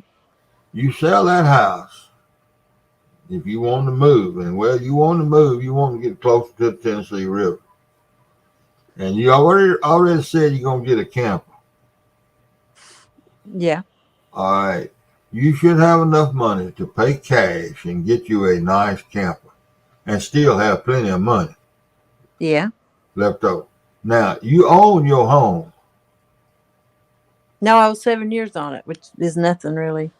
No, what I'm saying is, once you make this deal, this home you buy, you own it. Yeah. This camper, you own it. Can't nobody kick you out of it. And because look here, I lost a house one time. I lost everything I had back in the late in the early 70s. And I said, when I ever get a house paid for, it'll be a cold day in hell before I go to looking for somewhere to go without being able to pay for it when I get there. Yeah. And when you don't have a house, when they can come kick you out of your house, that's a bad damn feeling. I'm just gonna tell you. Yeah. And so, you get that camper and pay for it, and get a nice one, something you enjoy that's comfortable. And if you had to rent a spot, rent a spot. Yeah. But you got your house paid for. And if you take care of a camper, if we ever get a decent government back going again, the camper will sell for more than you're going to pay for it. I looked at campgrounds. Some of them was $600 to $1,200 a month to put a camper on it. Well, look somewhere else. I found one for $500 a month. Well, you can stay in Greenville for, I think it's $290. Yeah. Right on the bank of the Mississippi River, or $300. It might be $300. Tim, I won't miss I stay in my bedroom the whole time. How am I going to miss space? Which my bedroom and bathroom is 16 by 28, so it is it is kind of big.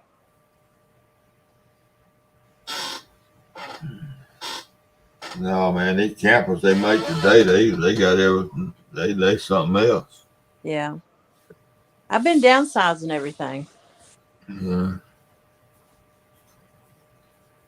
Well, how is it? I know it's probably just like it is everywhere. There's got to be a lot of jobs available up there in that part of the country. Not where I live, but I don't plan on staying here. Yeah. I'm moving I'm getting closer to the water. I'm going to quit doing all that driving. Yeah. And you're getting closer to Chattanooga? I'll be an hour from Chattanooga.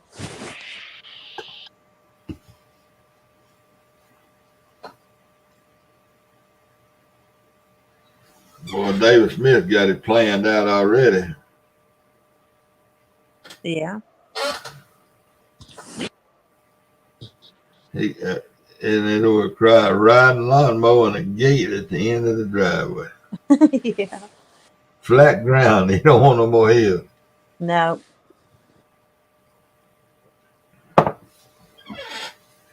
Well, that's the thing about down here. I mean, if you don't farm, it ain't nothing going on down here. Well, you can work at one of them fast food. Chick-fil-A is looking for folks. Yeah. And they ain't even opened yet. I don't even deliver food anymore since I got COVID. I made more money delivering food than I did at my regular job.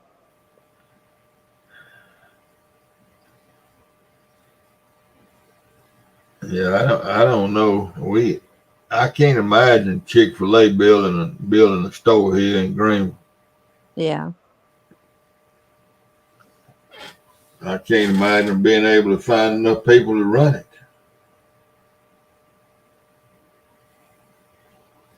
Yeah.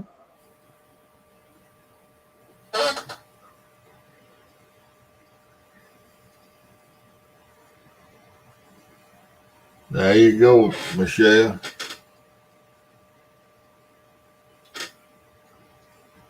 See, there's Yeah. land up here for sale, but it floods. I'm on the other side of the road on the side of the mountains looking over it all. Oh yeah, okay.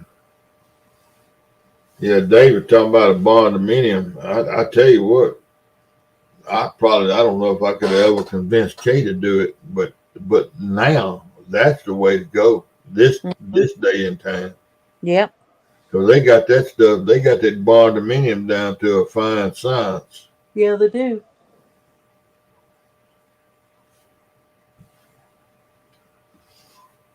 They work good.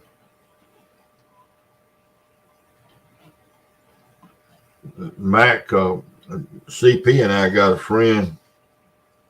We call him Mac. He lives up in northwest Arkansas on a mountain. He owns a mountain up there. His Mhm. family does. And he inherited part of the mountain. And he built lived in a couple of spots on the mountain and bought from his uncle and bought from his cousin and bought from his brother, and they ended up buying his granddaddy's place. I think that's right. Years ago, I'm gonna say 7, 8, 10 years ago. And he built a barndominium, but he built it himself. And that's the way Mac is. But I mean, and he's good at that kind of stuff. But he built it and built a shop and built a house, on to the shop out of the same type. It's a metal building. Yeah. Now, I never been there because it's 6, 7 hours from me, but we fished together a lot on the river. Met, on them fishing trips we used to go on all the time. Hmm. But he built one. He was the first person I ever knew that built one. And this has been CP. You remember how long ago? You probably don't even remember when he built that thing. But it had been 10 years ago. Yeah. But he went and he had the company. He had a metal building company come in and put the post up, the girder, the upright, Yeah. and put Frame. some. Yeah, and put the ceiling. I think all they did was put the uprights and the roof over it, Yeah. the skyline part of it. And then he did all the rest of it, insulating and putting the walls on it and building it. I know he built all of the walls and all inside there. Hmm. But now that's pretty neat what he did. Yeah, it's 10 or 12 years ago. Yeah. And I hell, can't catch fish good enough for a guide service. you can't I, do what? he said start a guide service. I still skunk. That what they do too. Don't believe that them guys don't skunk. Boy, I've got a good spot now, Steve. There's been 450s pulled out of it this month, not counting all the 40s and 30s and Have you 20s. caught? I caught 2 of them. Okay. Were they caught on your boat or what? Two Or of them, just, 2 of them was caught on my boat, and then I got a friend named Cool Cats who's been fishing it, and he's been catching them out of it too. no, I know who Cool Cats is. James, you talking about? Yeah. Mm-hmm. All right. Well, I found their travel route up to the dam. I got you. Figured it out. I got you. You just sit on top of it and cast your lines out and wait for them to swim through. So come through there. Yeah. Y'all got it. Y'all got it going on there. Mm-hmm. He's like, "Why are you fishing there?" And I'm like, "I've been marking fish, and I've been patterning them. Yeah. And this was the most narrowest point I could find them going through. Yeah, well, that's smart thinking. That's all I fish usually is travel routes. I've studied it till I can find where they're swimming through it. Yeah. Well, if you fish from a boat, you can do all that, no doubt. Yeah. That's the same thing we used to do on the river when boat fishing was fish those ledges. You know that you got the Mississippi River. Yeah. I don't know about them rock rivers that run through them rocks like the Tennessee, but the muddy river down here, like I imagine the Missouri is that way. Mm-hmm. Even though I've never been on it, but you got ledges from different water levels. Yeah. And those ledges change from year to year, depending on, let's just say the river gets to 30 feet and stays at 30 feet for 2 months. Well, it cuts a ledge right there. Mm-hmm. And then next year it goes to 28 and it don't go to 30. Well, it cuts another ledge at 28 feet. Yeah. And then the next year it goes to 41 feet. Well, it Hmm. cuts them two ledges out Yeah. and makes one at 41 feet. Wow. Yeah, I mean it's really wild the way that works, but Mm-hmm. because it's clay banks, it's clay walls on the bottom of the river, not rock walls. Yeah. So those ledges change where they are from year to year, depending on high water, and Mm-hmm. but they still are travel routes, like you call them. They travel routes. Yeah. But That's what. but Jody, I have fished those ledges to where I could find like two that were within 25 yards each other. You got one at 28 feet and one down at 39 feet, say, Yeah. and you anchor on the 28-foot one.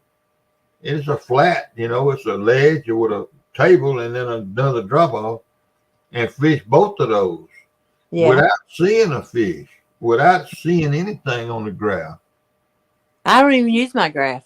and caught I fish just there. find the ledge and then I turn it off. That's what I'm saying, and caught fish on those ledges Yeah. because that's what they are. They travel routes. Yeah. You're exactly right. I've got one over Chattanooga. It's the Outward Bend. Yeah, It's always 60, outward. it's 63-foot deep ledge, and I just sit there and I catch quite a few big ones right there too. Yeah. What now? Look here. In the hot, don't discount them 8-foot ledges now. That's up above that 53-foot one. Well, it goes up to 20 foot deep. That's what. Don't discount that I'll up. I'll throw a few off in shallow, but I rarely catch anything besides tiny ones. Yeah, that's good flathead country there. Yeah, and actually, there's a marina right in front of it, so I think I catch a lot of fish coming to that marina that's hitting that ledge to swim out to the big water. Yeah, So I'm getting double fish that way. yeah, yeah. Well, it sounds like you got to go. Hey, there's Mark. Hey, Mark. Mark, Mark, Mark, Mark. Mark the crappie man. Yep. Yeah, Mark is he's worldwide. Yeah, he is Mr. Worldwide.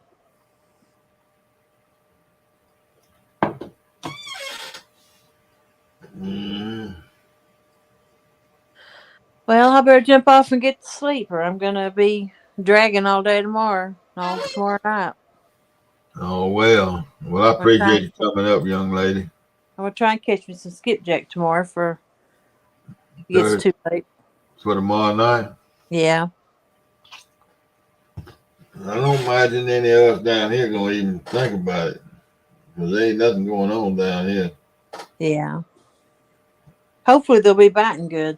I need some for the freezer. We can't. I don't know. It just ain't no. Eric fished 20-something hours, all told. Some of it with me, and ain't had a bite. We ain't had a bite in like 2 weeks. Wow. Not a bite. Not even a gar now. My goodness. But anyway, I'm about done with the catfishing this year. I'm fishing Yeah, stuff. I'm just getting started. Yeah. I'm still holding out for a big fish for it ends. All right. I want one in the 70s bad. I don't know if I'll There get. you go. There you go. It'll come. It'll be there sooner or later. Yeah, one day. Just keep laying with them. Yeah. Well, I'm gonna jump off. It's nice talking to y'all. Thank you, Pontoon Jody. All right. See you later. Bye bye. Bye.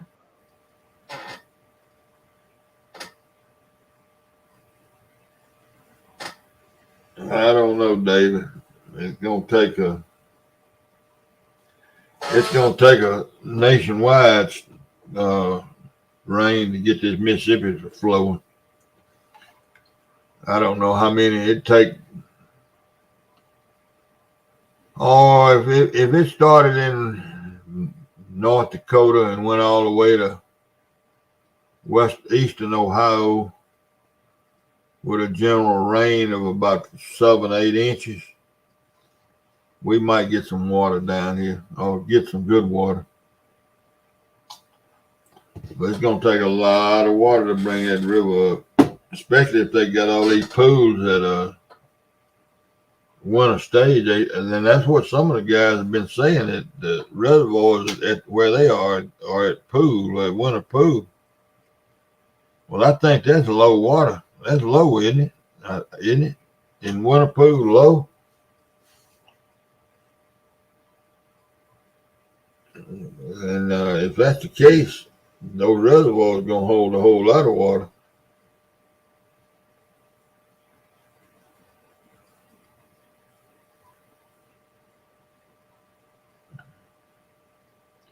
I'm waiting on somebody to answer.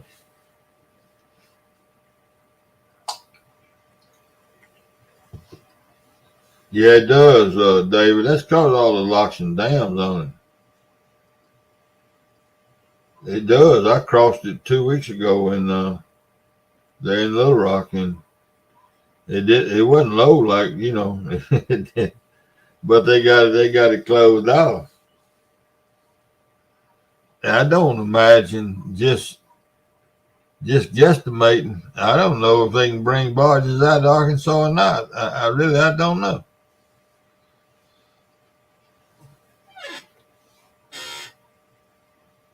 Yeah, that's right, Mark. That's what I was told. I hadn't talked to anybody. Well, there's a whole bunch of folks that fish the mouth of the White River where all that Arkansas River traffic goes out. Yeah, that's right, CP. Dale, thank y'all. I hadn't talked to anybody to know if there's any traffic going in and out of the Arkansas River or not. Now, they built a multi-million-dollar locking dam down at the mouth of it.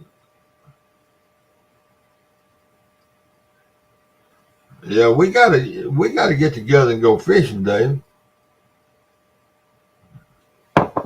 I just don't catch any fish. Look, I ain't fishing on the Arkansas River. I can tell you that right now. Not again. I fished it enough to know I ain't never going back on the Arkansas River, from the bank or from the boat.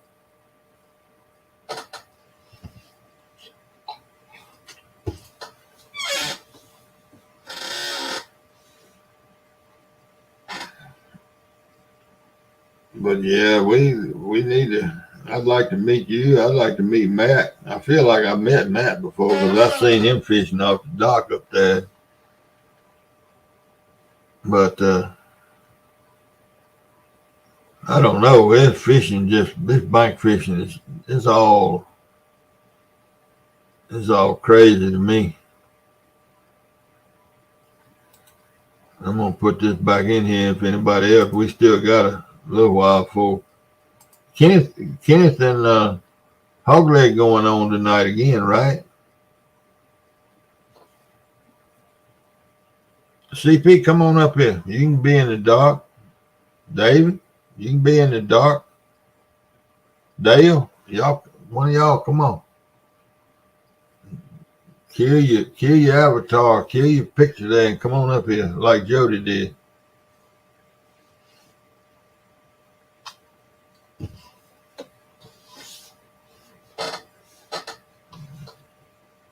Y'all don't make me have to do all the talking.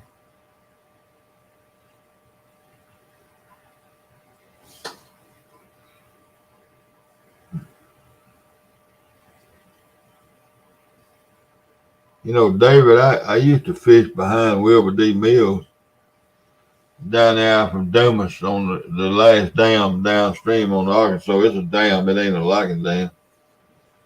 When they built that thing, I don't remember, it was in 70.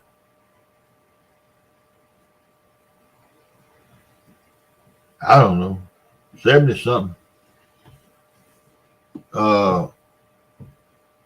I went over at camping. I'd sleep in the back of the truck. I had a camper shell on a Toyota pickup. Them Toyotas in them days, a little bitty truck. That's CP. I went over at camping. I'd kill some of your stuff there, CP.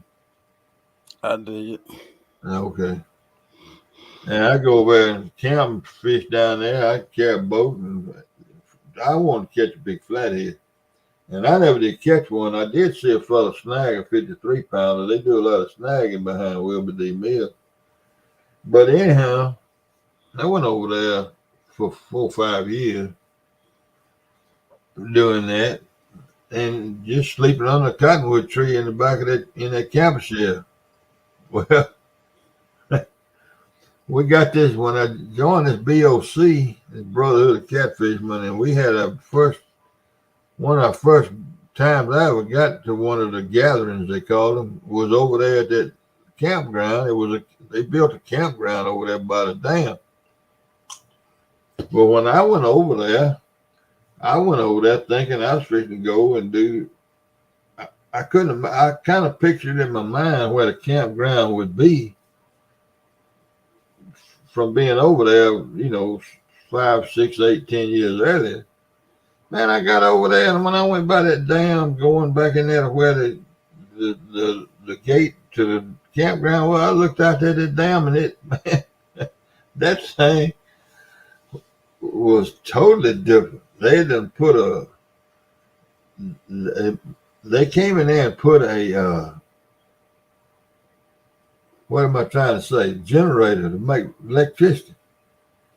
And the Arkansas River part of it is half a mile over yonder. And all over there where I was, where the generator was, is where the campground was. Well, man, that was, I don't know, they must have cut at least a half a mile of bank out of there. But that was wild. I remember the first time I went over there to after they had redone all. I had no idea they had done all that over there. What's up, CP? Nothing much, man. Yeah, you look distinguished in your picture. It's a damn shame you ain't. You can do a lot with Photoshop. Photoshop, is that what you did? Yeah, you done found that 32 and them square nails. I expect I'm going to probably be up there by Sunday evening. Oh, okay. And I'll have a pocket full of money from selling that camper. And did you at least take a picture of the table? I ain't got a picture of the table. I hate to do that to you. That's kind of bad. Maybe I'll just keep that table. No, go and sell it. It ain't that big a deal, but I ain't got no picture of it neither. That table's pretty. No, I'm gonna be truthful with you. I didn't sell it. Blaine gonna come get it. Oh, okay.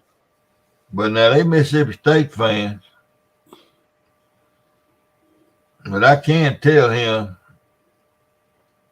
that if he gonna leave him, he better leave him and bring me my damn table back.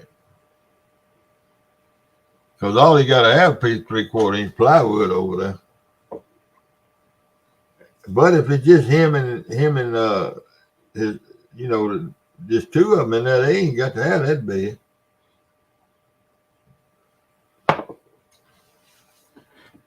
Yeah, No. he ain't gonna do nothing with the table. It'll be all right.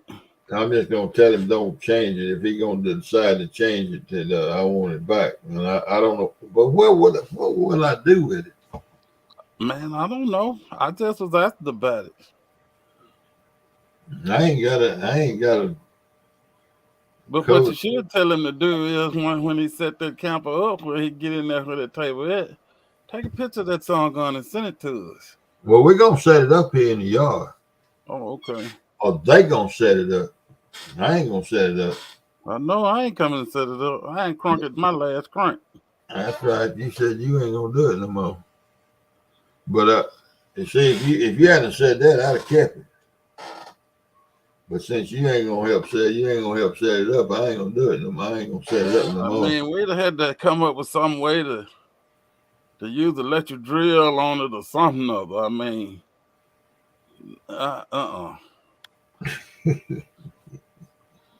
We can't bend over that long no more, can we? No. But no, I just if I was to get another camper, it'd be one I park and hit some buttons and walk up in it. But I don't need it no more. I ain't gonna do no more of that kind of stuff. I would like to, but I ain't gonna do it. But look at him. If I come up that Sunday, you got a room for a blow up double queen size mattress on the floor anywhere? No, but I can make room. I got junk piled all over the place. Well, you need to start cleaning up because I'm planning on heading up there for a couple of days. You ain't got a roommate, have you? No. Okay. Well, I'm planning on coming up there to see you.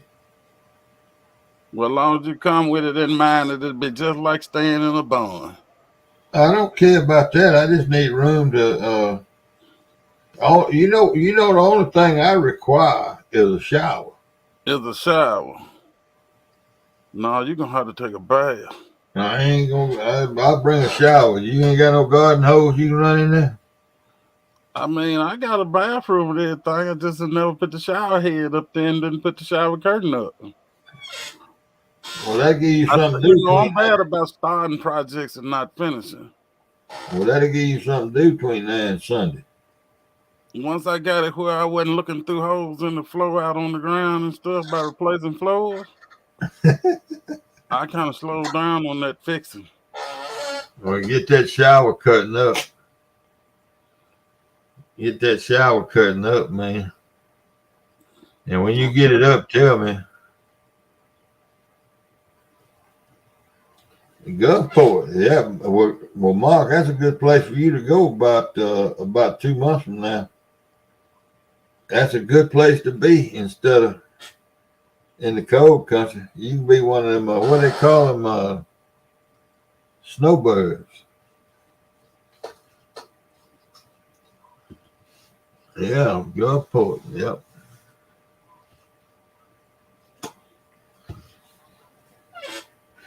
Because I'm just about decided that I might just pack up and move out the country.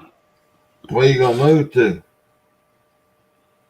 Well, I was looking at Puerto Rico, but it got blown away. Oh, you're talking about out of the country. Yeah.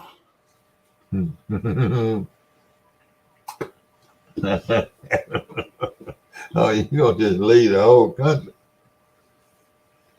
Oh, man. That's serious stuff there. No, man, you got it made right there where you are. Any chance you... I really had it made if I could disconnect this place here and just move it and set me a new trailer right here. Oh, well. Is there any chance you can ever buy that place? Nah, she won't sell it. I mean, she might eventually change her mind, but as of right now, nah, she won't sell it.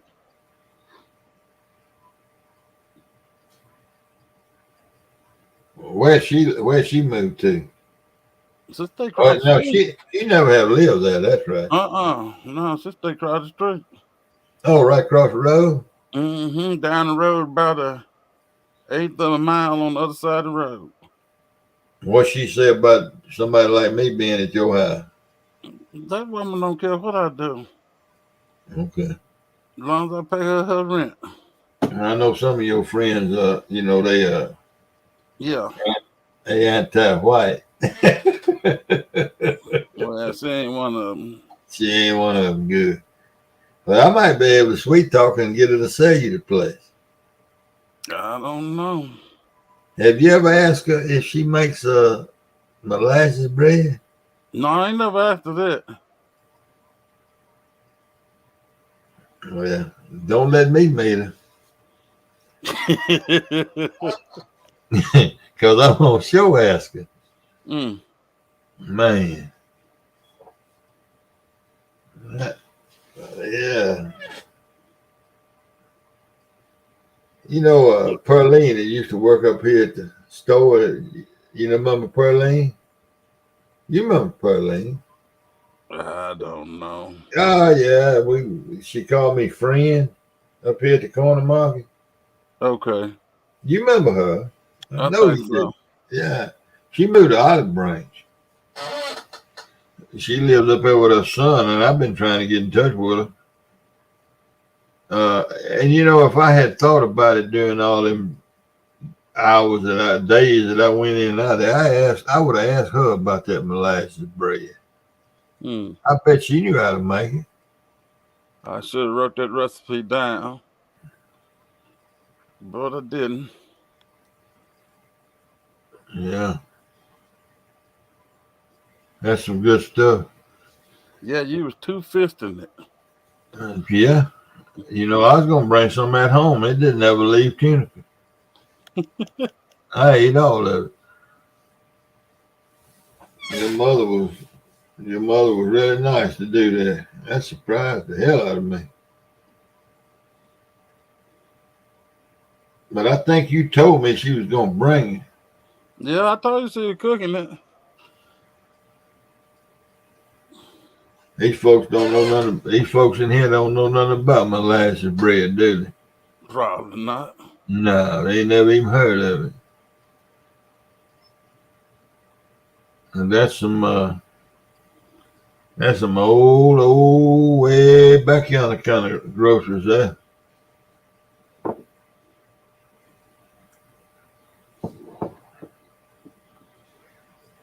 Yep. And she made it with some of them sorghum molasses. Mm-hmm.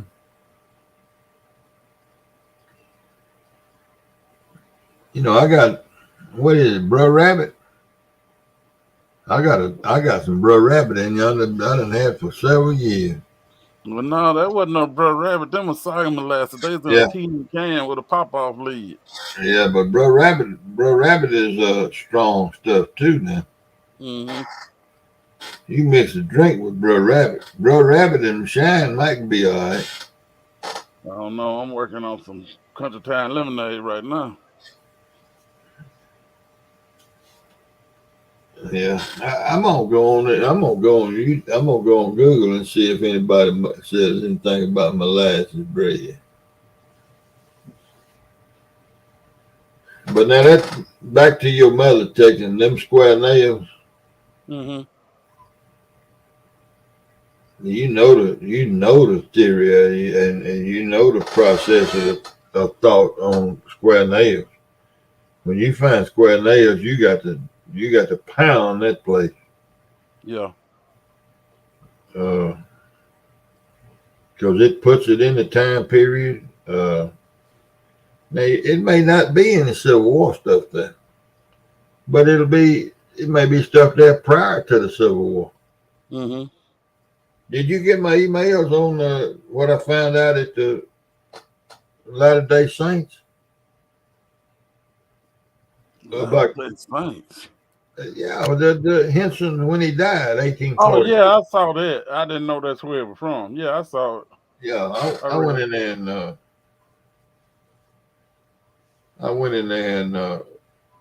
his name popped right up. He had 7 brothers and sisters, but there's no information on him other than where he was born and when he died, where he died, and Mhm. no other information.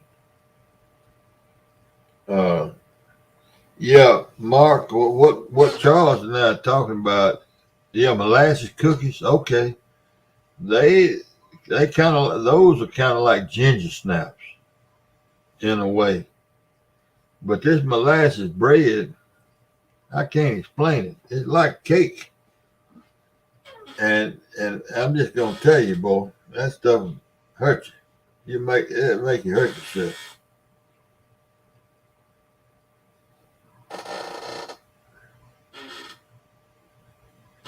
Yeah, you was started saying I'm gonna save a piece of this and carry it home and let Kay try it, You know, I ate it and all. you was steady putting it in your mouth. I ate every bit of it. Yeah, I ate it all. Golly, it had been 50 years since I'd have ever had it. At least 50 years, and I couldn't stand it. I just ate it. Yeah, it's good. I'm gonna go on Google and see if there's any recipes on there.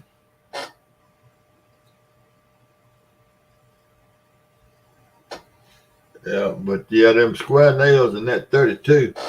Now that hull off at 32. Now I didn't say it was 1860. I just said that's when they started making them now, Right. and they made them all the way up till right before World War II, which was 1940.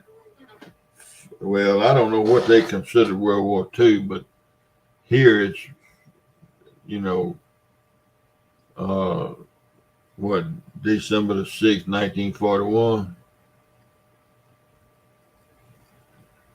I But figured it was a more recent one because it had a letter stamped in the center of it. it don't matter. I got Civil War Oh, bullets got a letter stamp in the center of it. What's the letter? U? Is it a U?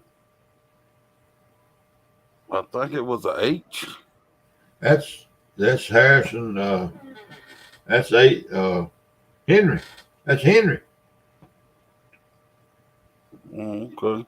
So C. Smith and Weston is the one that developed the first round. Smith and Weston. But that H with the long letters off of each leg of the H, that's Henry. And they were around, in those days. Mm-hmm. So if let's just say that Smith and Wesson came out with a 32 in 1860, and let's say it went on the market and it sold real good. Well, how long you think it was before Henry started making it too? You see, Yeah. so it wasn't no patent. There wasn't no patent on it because it was, it just was a bullet, a different caliber. So, but see, what made me think that was an old hull was the color of it. Yeah, it's got the right color to it. Molasses bread, Steve. Okay, Dale. I'm gonna sure look that up. You see what he said? No, I had to. Oh, there go the chat on the screen, y'all. All kinds of recipes on molasses bread on Google. Okay. Now I'm gonna get in there and I'm gonna make me some. Then my grandma used to make tea cakes. Yeah. No, I got the recipe. I got her recipe for that.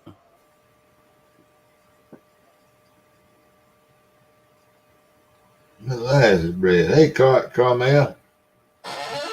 All right. Can you see Chat CP? I can now. Well, visit with these people while I go to the kitchen and come back. All right.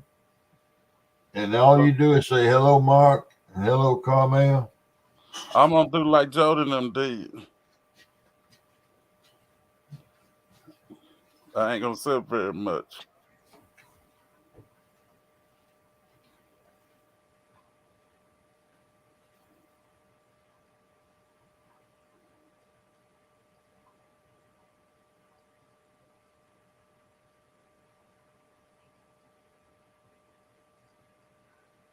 Now don't y'all tell him I didn't say nothing while he was gone.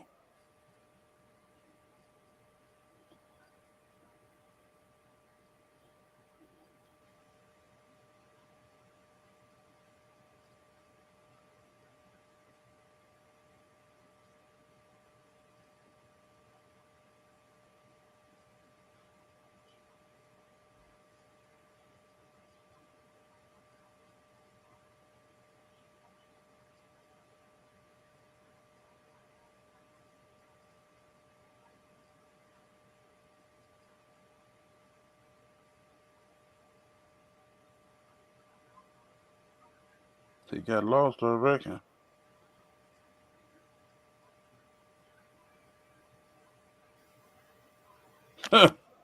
Yeah. He probably gonna get him anyway.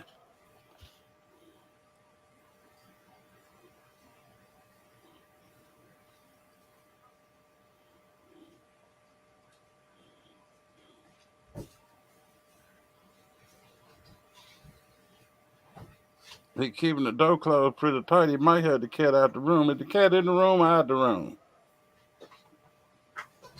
Do what? I said the cat in the room or out the room? He's out of the room, but I put something down behind it where he won't bust it wide open, and I wake Kay up in there. Mm-hmm. Oh, so he come up there and just kick the door up against the wall like he the police or something. Just like the police. He can't stand a closed door. Mm. Now he might not even go in the room, but if he goes by and that door is closed, he's gonna try to open it. I can't stand a door that's closed. Okay. But I prop that door open where he can come and go. Somebody said something to you up here. Yeah, I saw that before you get back. Oh, God.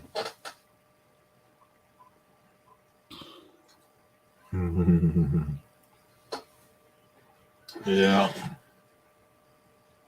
Escaped out in the yard, ate a dog bed and a rough house all day. Man, you must have some wild puppies.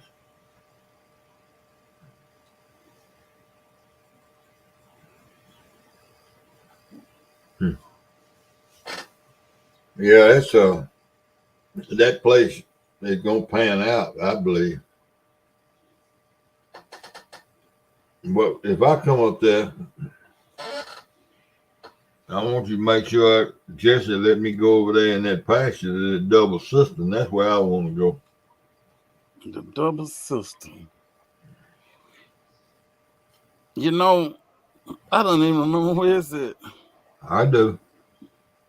If you Let's say give we me, went in that gate across in front of Mr. Jesse's house. Right? it's just right straight back behind the kitchen pen. Right down that razorback where the cut road is.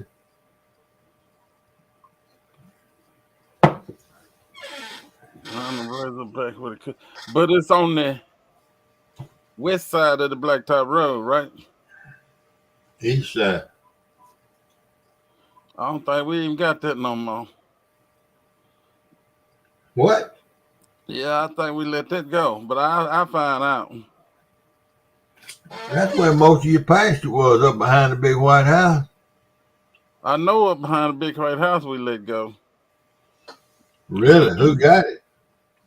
Oh, it's still in the family. I can get permission.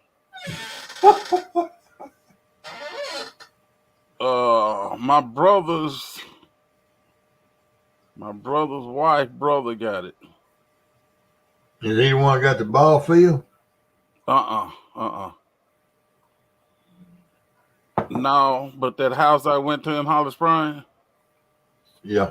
that's his son's house that I went to in Holly Springs. Oh, okay. Well, y'all still running cows on it? He running cows on it. Our cows is we decided we didn't need all that. All right. Well, let me ask you this. So what we did was, being that they were paying rent on that, they let that go. He got it. I don't think we're paying like $300 a year rent or something though, 500 something like that. But anyway, then they wound up picking up some more somewhere. So I think we went from having 500 acres, let that go, and was down to about 300, and now I think we're up way above 500 now. It's just it all ain't right there together. No. So they had to move the cows, or they cutting hay off? No, just cutting hay on the other. So all that from the deep road, the cut road north, y'all ain't got that no more. Right. But did he put a fence across parallel to the cut road? I ain't even been over there. I had to ride over there and look. But So I know all I got to do is call him and tell him we want to go over there. Because there wasn't no fence along the cut road. No, we went through a gate. It just wasn't closed. You went through a cover. That's all it's over at the cut road, and you went across the cover. Yeah. But we went through a gate, but it was already open. We went through a fence. It wasn't closed. No, the fence wait a was minute. Right there at the cut road, remember? That cover we went across at the cut road, it was a gate right there. It just was already open. It was never closed. Up off of the road up there, the main road. No. I'm talking about down in there at the cut road. I think the double cistern was on the west side of the Blacktop Road anyway. No, hell no. Ain't that where you were talking about the sawmill place was supposed to be in or something? No, hell no. Cotton gin, not sawmill. Cotton gin, okay. No, on the other side of the road from the cotton gin. It's on the other side from the cotton gin. That's right. But anyway, like I said, all I got to do is let him know we want to go over there. Well, you need to be letting him know. I call him tomorrow. Because the only gate there, we turn in off of the road way up yonder at the feedlot. Right down there a little bit past the tractor, the 40-20. Open that gate, go in there, close that gate, and then roll that Razorback straight back to where the Caterpillar sat back there on the cut road. Okay, right where the Caterpillar was sitting, there was a gate right there. There was a fence right downside of there. You just didn't notice it because it was open. I don't remember seeing no fence now. I walked all over the thing. I didn't see no damn fence. Remember that that gun rusted gate was laying on the ground right there? I didn't see no rusted nothing. Oh, okay. Well, anyway, there's a gate right there. Right there, right by the deep road? Right by where the Caterpillar was at. Well, I must have been asleep. But that's another spot. On one side of the deep road, there was a fence. On the north side of the deep road, right on top of the road bank, it was a fence. Well, I sure don't remember it, but that needs to be hunted. Well, what in the world, man? That road, how many years did it take to cut that road down that deep? I don't know. And we all looking in. I mean, it's crazy that we walked off and left all that. I mean, we hunted it, but we could have hunted it better. We looking for the easy way out instead of the hard way out.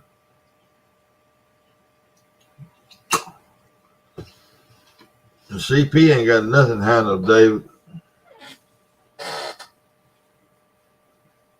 All he got is access to thousands of acres of Civil War and good old places, and he couldn't find a Civil War button if it was in a bathtub. There you go with that stuff again. You just told me just now when you wanted to come and what the plans was. I said I called him. I know if I call him tonight, he gonna say hell no. It's too late to call him tonight. Yeah, I want to come up and spend a couple of days. Is that any problem? No, there's no problem with me at all. You got plenty of food? I got a bunch of daggum cans of ravioli. You got a stove heated up on? I got a stove and a microwave. Yeah, I don't want none of them noodle things now. I got a case of them noodles. I don't want none of them.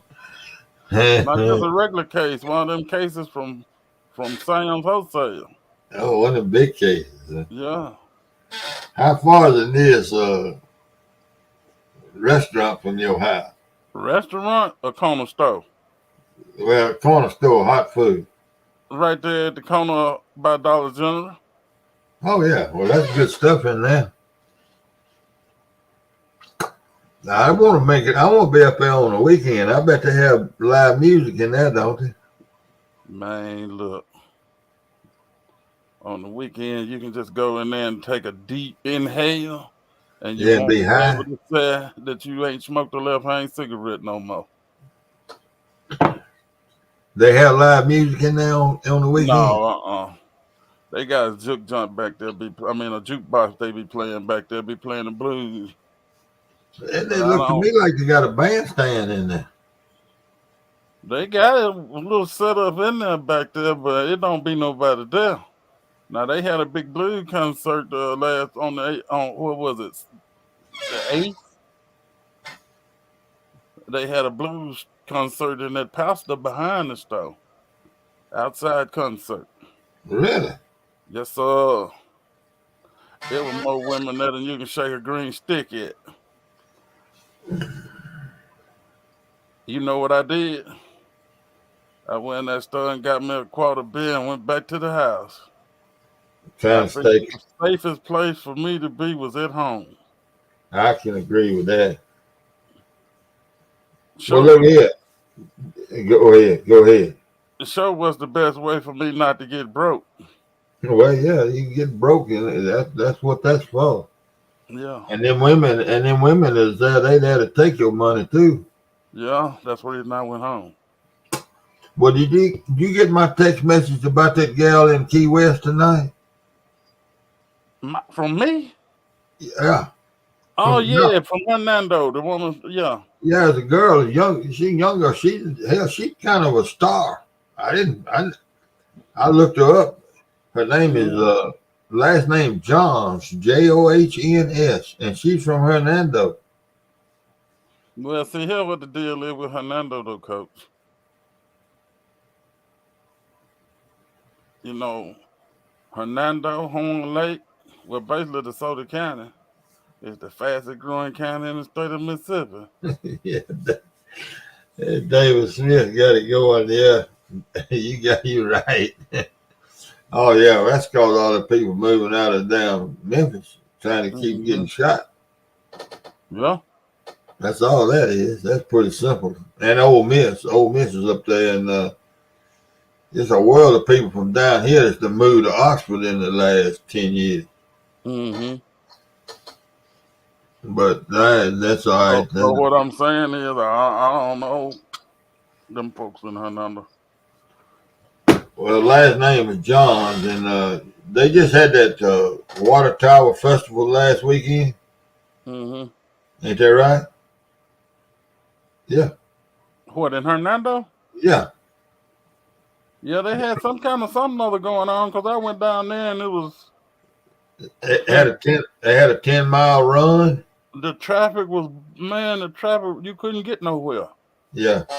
They had a 10-mile run. She ran in that 10-mile run. But she's down in Key West. She's going to be down there for about a week. And I listened to her tonight. I never had heard of it. I visit them honky tonks down there on live stream. Mm-hmm. And she was playing from 4:30 to 8:30 in one of them honky tonks that I watch. And I always, when I see new people that I've never seen before, I always look them up, see who they are and where they're from and everything. And she from Fernando. I said, what the hell? And she she lives in Nashville now, but she sings a funny song. I mean, I've heard most of the songs she sung, but she recorded several songs. But she got that blues. She does a blues twang to all of her music, Mm-hmm. and she's good. She's really good. But I mean, she got the same voice that 500 women got, or she got that. But she can sing. I mean, she's good. Oh, But she's still nothing outstanding other than she's good. Mm-hmm. Oh yeah, they better. What did David Smith say? Better pick me up a stick of summer socks and a box of crackers and cheese and call it good. Hey, Well, man, I can cook. Mark says, please take Steve in there and film it. I imagine if I didn't get shot when I went in the door or cut, they shoot now. They don't cut. I'd probably be more at home in there than CP.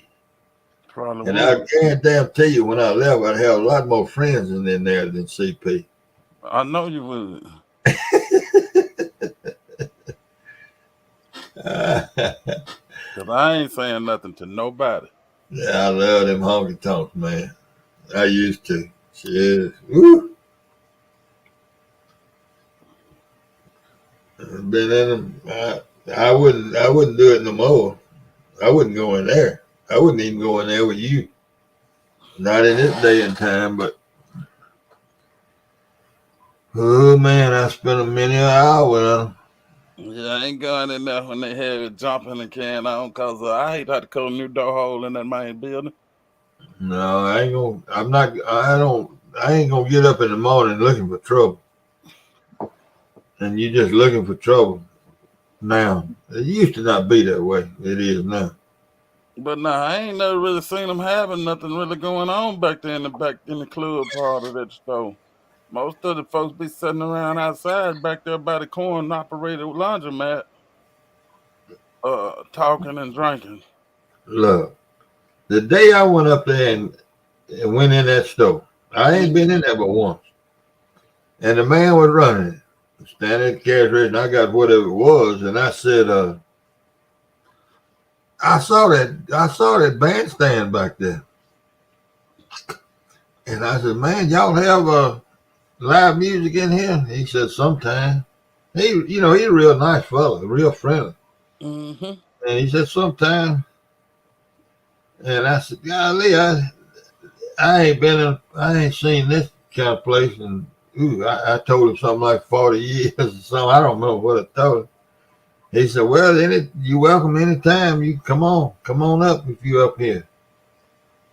Yeah. And I said, well, I appreciate it. And I bought what did I buy?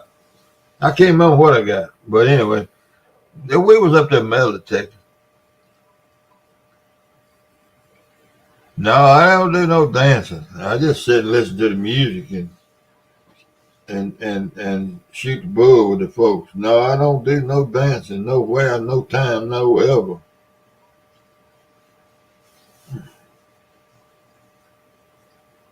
But yeah, I wish it was like that still, like it was back in the 60s. Man, that was a fun time. But now, to be honest with you, Coach, you come on there getting shot going to the service station in Greenville than you would over there at that store. Oh, I agree. As long as the local people are there. But when you have live music, you tend to have people from that ain't local that come in there. Yeah, from Memphis. Yeah. Well, I didn't say it. You said that. Well, I'm just telling like it is. But when you get that outside crowd, the local crowd is the crowd that you like and can get along with and you can sit and have fun with. But then you sitting there and having fun, and then all of a sudden this outside crew walks in, and then that's where the problem starts right there. Yeah. And then and at that point, you honky and with everybody, all the rest, because ain't nobody gonna stand up for you, even if you've been sitting there being friendly with them. They ain't gonna bother you, but they ain't gonna do nothing to keep somebody else from bothering you. You know what I'm saying? That's when you got to call on your two buddies. Well, no, now you would, yeah. That's right. But I ain't into all that either. I ain't neither, but I ain't finna be. I ain't finna be no defenseless victim. They, I always heard that when you shoot a 45 in the building, the light bulbs will blow. I ain't never tried it.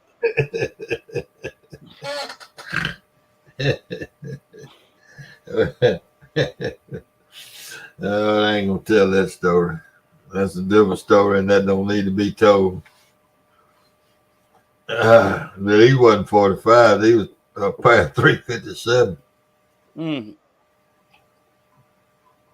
And partner, when them two damn pistols went off, one behind the other, it was like church. There wasn't nobody except that one man standing there with them two chrome-plated 357. There wasn't nobody. I couldn't even hear myself breathe. I don't even think I was breathing. No, you was holding your breath. You didn't get scared.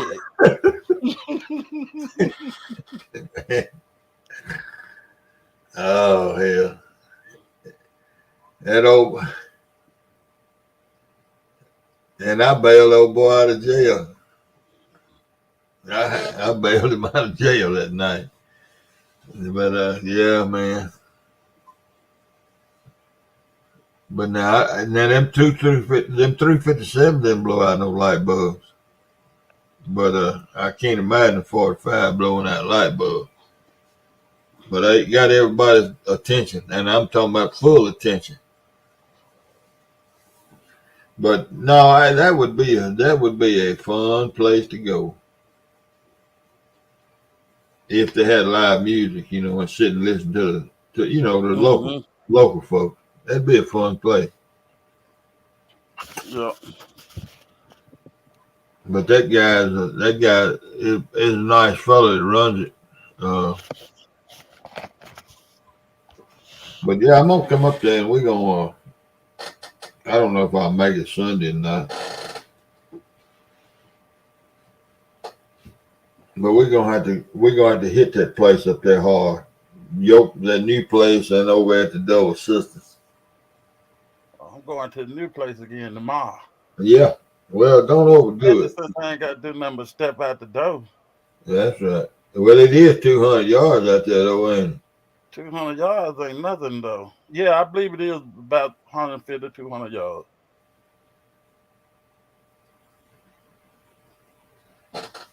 That's right. Oh, yeah, David.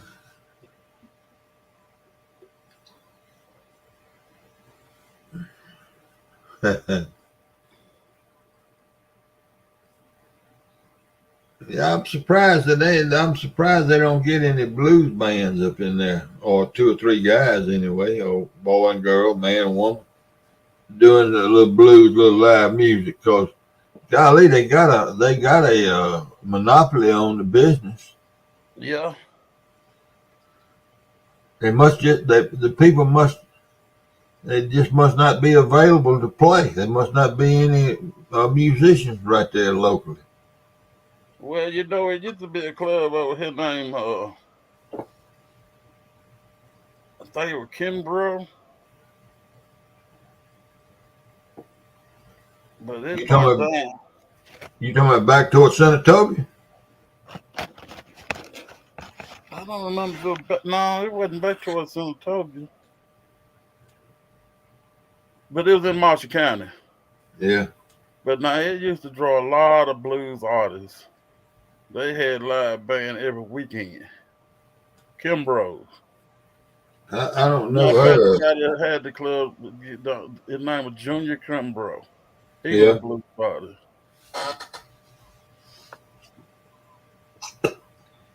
Well, you know the last big blues festival they had in that part that I know of, that bunch out of Memphis come down and went to killing people. Yeah. That was the funniest video I ever saw of them two guys.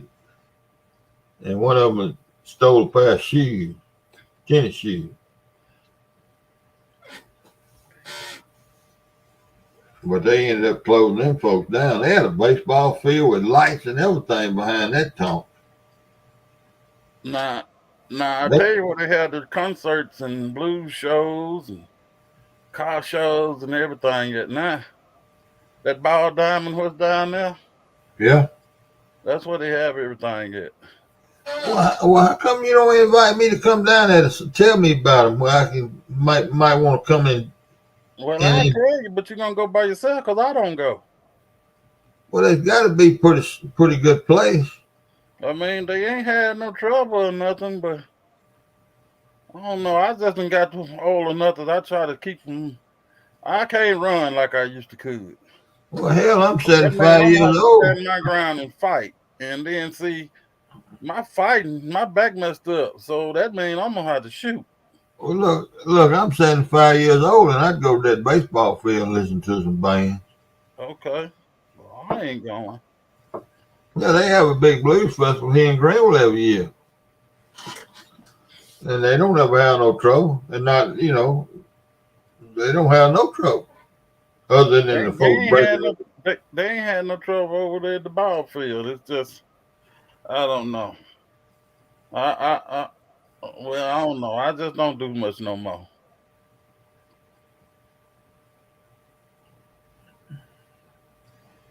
You talking about in Memphis, David? That's Beale, I think. Beal. Beale Street, yeah. Well, he may be talking about Beale. He may be talking about Little Rock, though. I don't know. David lives in Little Rock. He may not. No, he's talking about Beale Street in Memphis. Yeah.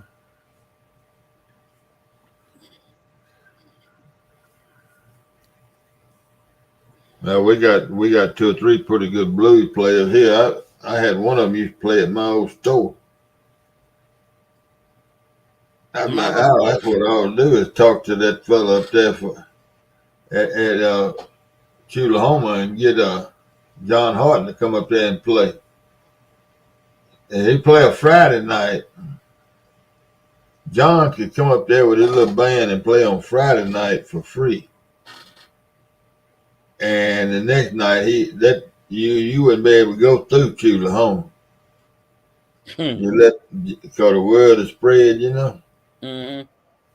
And John Horton can rock the house now. But he don't just play the blues. He plays Motown, and then he is good.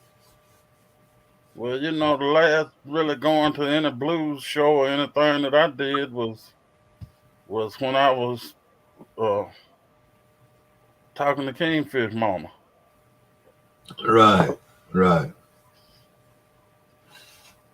She done passed away. Yeah, you told me. If he don't lose some weight, he ain't gonna do no good either. Right. But he's good now. He's the best there is right now. He's actually the best there is right now. Mm-hmm. And playing the blues. But he can play anything. Yeah. And he played by ear. I mean, he can listen to it one time and then play it note for Oh, note. man. He's good. He is really, really good. I remember that here. What was he, 13 when you carried him up there to that first place, this first gig? Yeah. I said to myself, they ain't going to let that boy in that club. Well, didn't John Horton let him up there? Huh? Now, think back to what I'm telling you. John Horton was my partner here in Greenville was playing up there in Clarksdale. And I called John and told him about this fella. Yeah. Now, didn't John bring him up on the stage, even though they told him he was too young to come in there and play? I don't remember. I don't remember. Yeah, I'm pretty sure that John Horton, and John don't go to Clarksdale that often, but I called him and told him, after you told me about Kingfisher, I called John down here and told him about this young kid from Friars Point, Mississippi, that can rock an electric guitar. And John said that he was fixing to go, because John got contacts all over the world. He's been to Europe. He's been everywhere. So the blues, people, it's common to us, but a lot of people think this is some kind of new stuff, And because the Rolling Stones and everybody else in the music world got all hopped up playing the blues, and Horton said that he was fixing to go to Clarksdale. And I'm pretty sure that me and you talked. I know it did. But I do know that at 13 he was playing at what is that club they got down there, Morgan Freeman Club? Yeah, that's where it was. That's where it was. So that was the first place that I saw, I went and he played. And I said to myself, they ain't gonna let this boy even in the door. How you talking about playing a concert? Not only did they let him in the door, they come out there and help him tote his equipment in. Well, now, when Horton had him up on the stage, I ain't even sure that the boy had his own guitar. He may have played one of John's guitars. John brought him up on the stage as introducing him to the crowd. Now, that's the way, I'm pretty sure that's the way John did it. Yeah, I'm pretty sure that's the way he did it. But, yeah, Horton is, you know what Horton does for a living? He drives a Caterpillar. Yeah. And see, he got they was with me when I went over my mama's house one day. And we stopped by Gary's house. And at that time, the lady Gary was married to her children called themselves had a band. Yeah. And they was out there in the carport playing and stuff. And they kept on ragging him, trying to get him to play. And he wouldn't play. And he had already put me aside and told me he didn't want to play because they couldn't play that good and he didn't want to shame them. So he wouldn't play. So then, them children, started teasing him and stuff because he wouldn't play. And they fooled around and hit a nerve and made him mad. There you go. And he went out there and got his guitar and amp and stuff out the truck and pulled it up on that carport and plugged it up. And when he put that guitar down, they had done got up and went in the house. Well, yeah. Their feelings was hurt. Yeah. He's good. Ain't no doubt about it. He's good. Yes, sir. Yeah. Well, look, did I tell you that I might have told you, but he met B.B. King and B.B. King gave him a Lucille. He did. Yeah. Well, I'm just gonna be honest with you. He's twice good as B.B. King. And you done heard me say it before. Yeah. I ain't never. I mean, he dead and gone, and he made a fortune being B.B. King playing Lucille. But hell, I've heard 10, 15 better blues singers and players live right here in the Delta than B.B. King ever thought about being. He hit at the right time He was good. I ain't saying he wasn't good, but man, Bobby Blue Bland, Little Milton, shit, man, it's just so many of them. It was so good. Mm-hmm. Howlin' Wolf, Muddy Water. Well, see, that boom, boom, boom, that's my favorite song.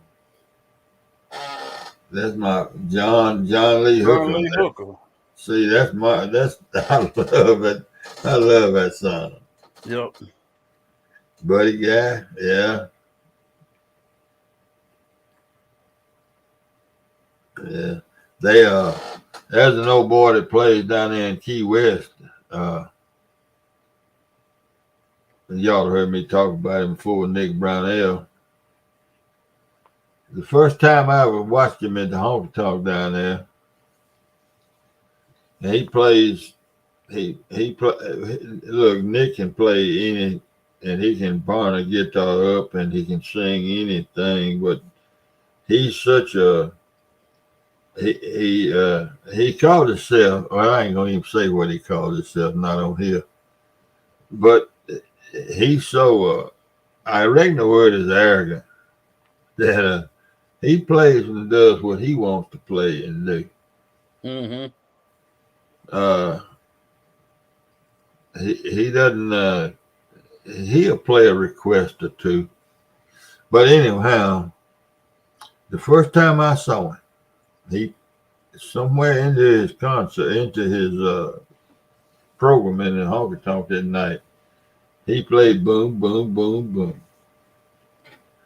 And there's a chat room that goes with these honky tonks. Well, with that honky tonk, it was a chat room. And so every Sunday night he played at this place, and every Sunday night I was in there listening to him, and his wife showed up in the chat room. So I got to talking to her in the chat room, and I asked him. I asked her, he played the same set every time, So he gets old. He never played boom, boom, boom anymore. And I can't remember his wife's name, but I asked her in the chat room, does he ever play much blues? And you know what she told me? She said that's his claim to fame. That's what he loves to play. Yes, he plays it at home all the time. That's all he plays here at the house. Is plays those old blues songs. Mm-hmm. And I said, well, I heard him. I told her, I said, I heard him play that John Lee Hooker. But he won't do it down there in Key West. He won't put on a program with nothing but blues songs. He doesn't do it. He just I shouldn't say that. Not in the places that I can watch it. Mm-hmm. I can't. He plays in a club down there called Hank's Hair of the Dog. Hank's Hair of the Dog. Yeah, he plays there 5 or 6 nights a week. The late show, the big show. And he picks up he plays in a couple of other places, early in, like from on Tuesday night, he plays what's called Honky Tonk Tuesday in a place. Well, he plays all country music. And this place that he used to play on Sunday night, he just played, whatever he felt like playing. He didn't have a set pro. It was kind of ad lib. And that was the time I got to see him play that John Lee Hooker song. But now over at Hank's, where he plays, regularly every 5 nights a week, now he might play the blues over there. I don't know. But I can just imagine he'd be pretty good. So he tore that boom, boom, boom, gonna shoot you right down. He tore that song up. And with his own spin to the song, Mm-hmm. And I think Kingfish is in England right now. I'm not sure. I bet he is. I mean, that's big time stuff over there. That's big time stuff here in the Delta still. Because we got all kind of foreigners coming here to watch them play. Mm-hmm. And look, if any of y'all don't know who we talking about, just go on YouTube and search for Chris Stone, Kingfish Ingram, or else Kingfish Ingram, and you'll get a chance to see who we're talking about. And look here, I'm telling you, that kid can go now. He ain't no. He can burn them guitar strings and And sing. look, that ain't the half of it, coach. He played drums. He played piano. Yeah, well, you know, if they play by ear, they can do it all. Mm-hmm. John Horton said he was hot as a. What did John Horton say? Hot as a stick of dynamite. That's what John Horton told me personally.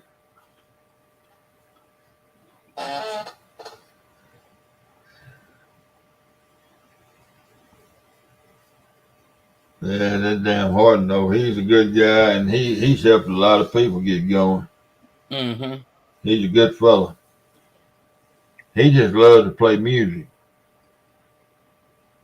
He played at John Alpha's 21st birthday over here in the backyard next door. Oh, okay. Yeah, he come over here.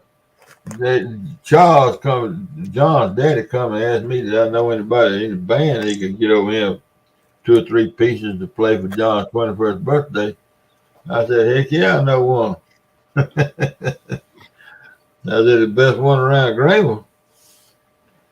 And yeah, he played over here next door. He played down there at my store 2 or 3 times. And I had to quit doing it because that old road, you know, that old highway there where the honey hole is? Mm-hmm. Man, he had that band set up out there, and look. Can you imagine what it looked like? The parking lot. Oh man, I just knew we gonna kill about 30 folks down through there. Right there in that curve. Yeah, man. Right, I quit doing it. I got scared. I said, man, we got to quit this. But yeah. Well, it's almost 1 o'clock. Mm-hmm. Hog leg will be kicking off here in 15, 20, about 25 minutes. They usually 10, 20 minutes late. We still got 17 folks that's sitting in here. Really? That's what my thing says. I don't know. Everybody got quiet. They probably gone to sleep. Yeah. Sleep at the computer. Yeah, I have gone to sleep sitting here before. And they ain't been that many nights ago. And they take them damn gabapentin or whatever they are, and they put me to sleep.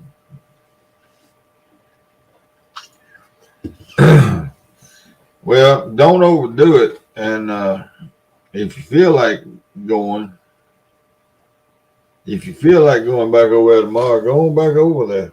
Did you carry the rake over there? No. Don't need it really, do you? It need now. Just kick the leaves to the side with my feet and Yeah. dig. Well, look now. Don't forget them 2 big structures up in the front of your yard. Oh, I ain't forgot about them. And now listen to this. Them things ain't, but they can't be over 50 feet over there outside your fence. Mm-hmm. And it's 2 big structures. Now, I couldn't tell if they was houses or not. Well, to be honest, I done thought about it. See, I can see something sticking up over there. over closer toward the road. Yeah. And I thought about it him sitting here today. And I think that's a cistern I see sticking up. Well, by my measurements, that first structure is 245 feet from the center of 309. Mm-hmm. That's feet now. 245 feet from the center of 309, and it can't be 100 feet over your fence. Right. And that's the first structure. And then right west of it is another structure, and both of them big structures. Mm-hmm. So I don't know, and I don't know how old 309 is. I went back and looked at the 1830, whenever the first survey was of that country, and there ain't no road through there. There ain't no road shows up now. It may be a trail or something, but it didn't. They did the surveyors, the original surveyors in 1830 or whenever it was. They didn't put no trails on that map. And that's the same township that Jesse's in. Right. All that's the same map.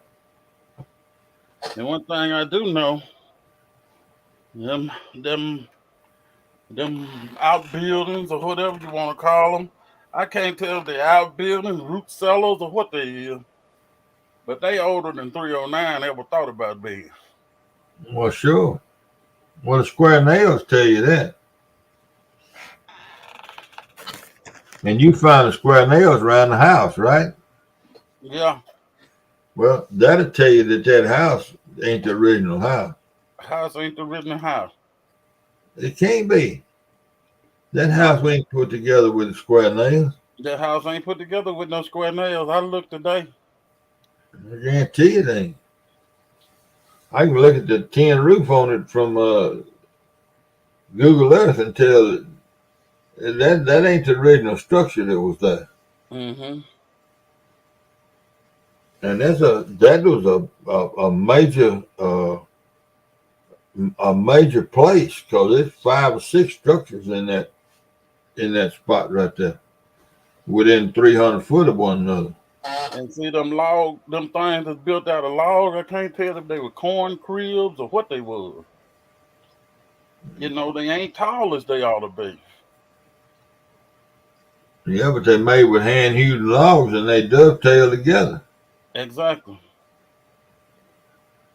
Yeah, it'd be pretty simple to Google when did they start using dovetail instead of wooden pegs, Mm-hmm. and which one was first. And one of them building, the floor joist is laying in there, and it's like the logs wasn't long enough or something, or they put a center beam. It had a center beam, Yeah. but the center beam ain't there. But you got all these dovetails where the two beams that come to the center beam, Where they hooked together. went down in the center beam. Uh-huh. But the center beam ain't there. I guess it was a different kind of wood, and this done rotted away. Well, that dovetail, I don't know which came first, wooden pegs or dovetails. I don't know. That'd be something that'd be good. That'd be a good study.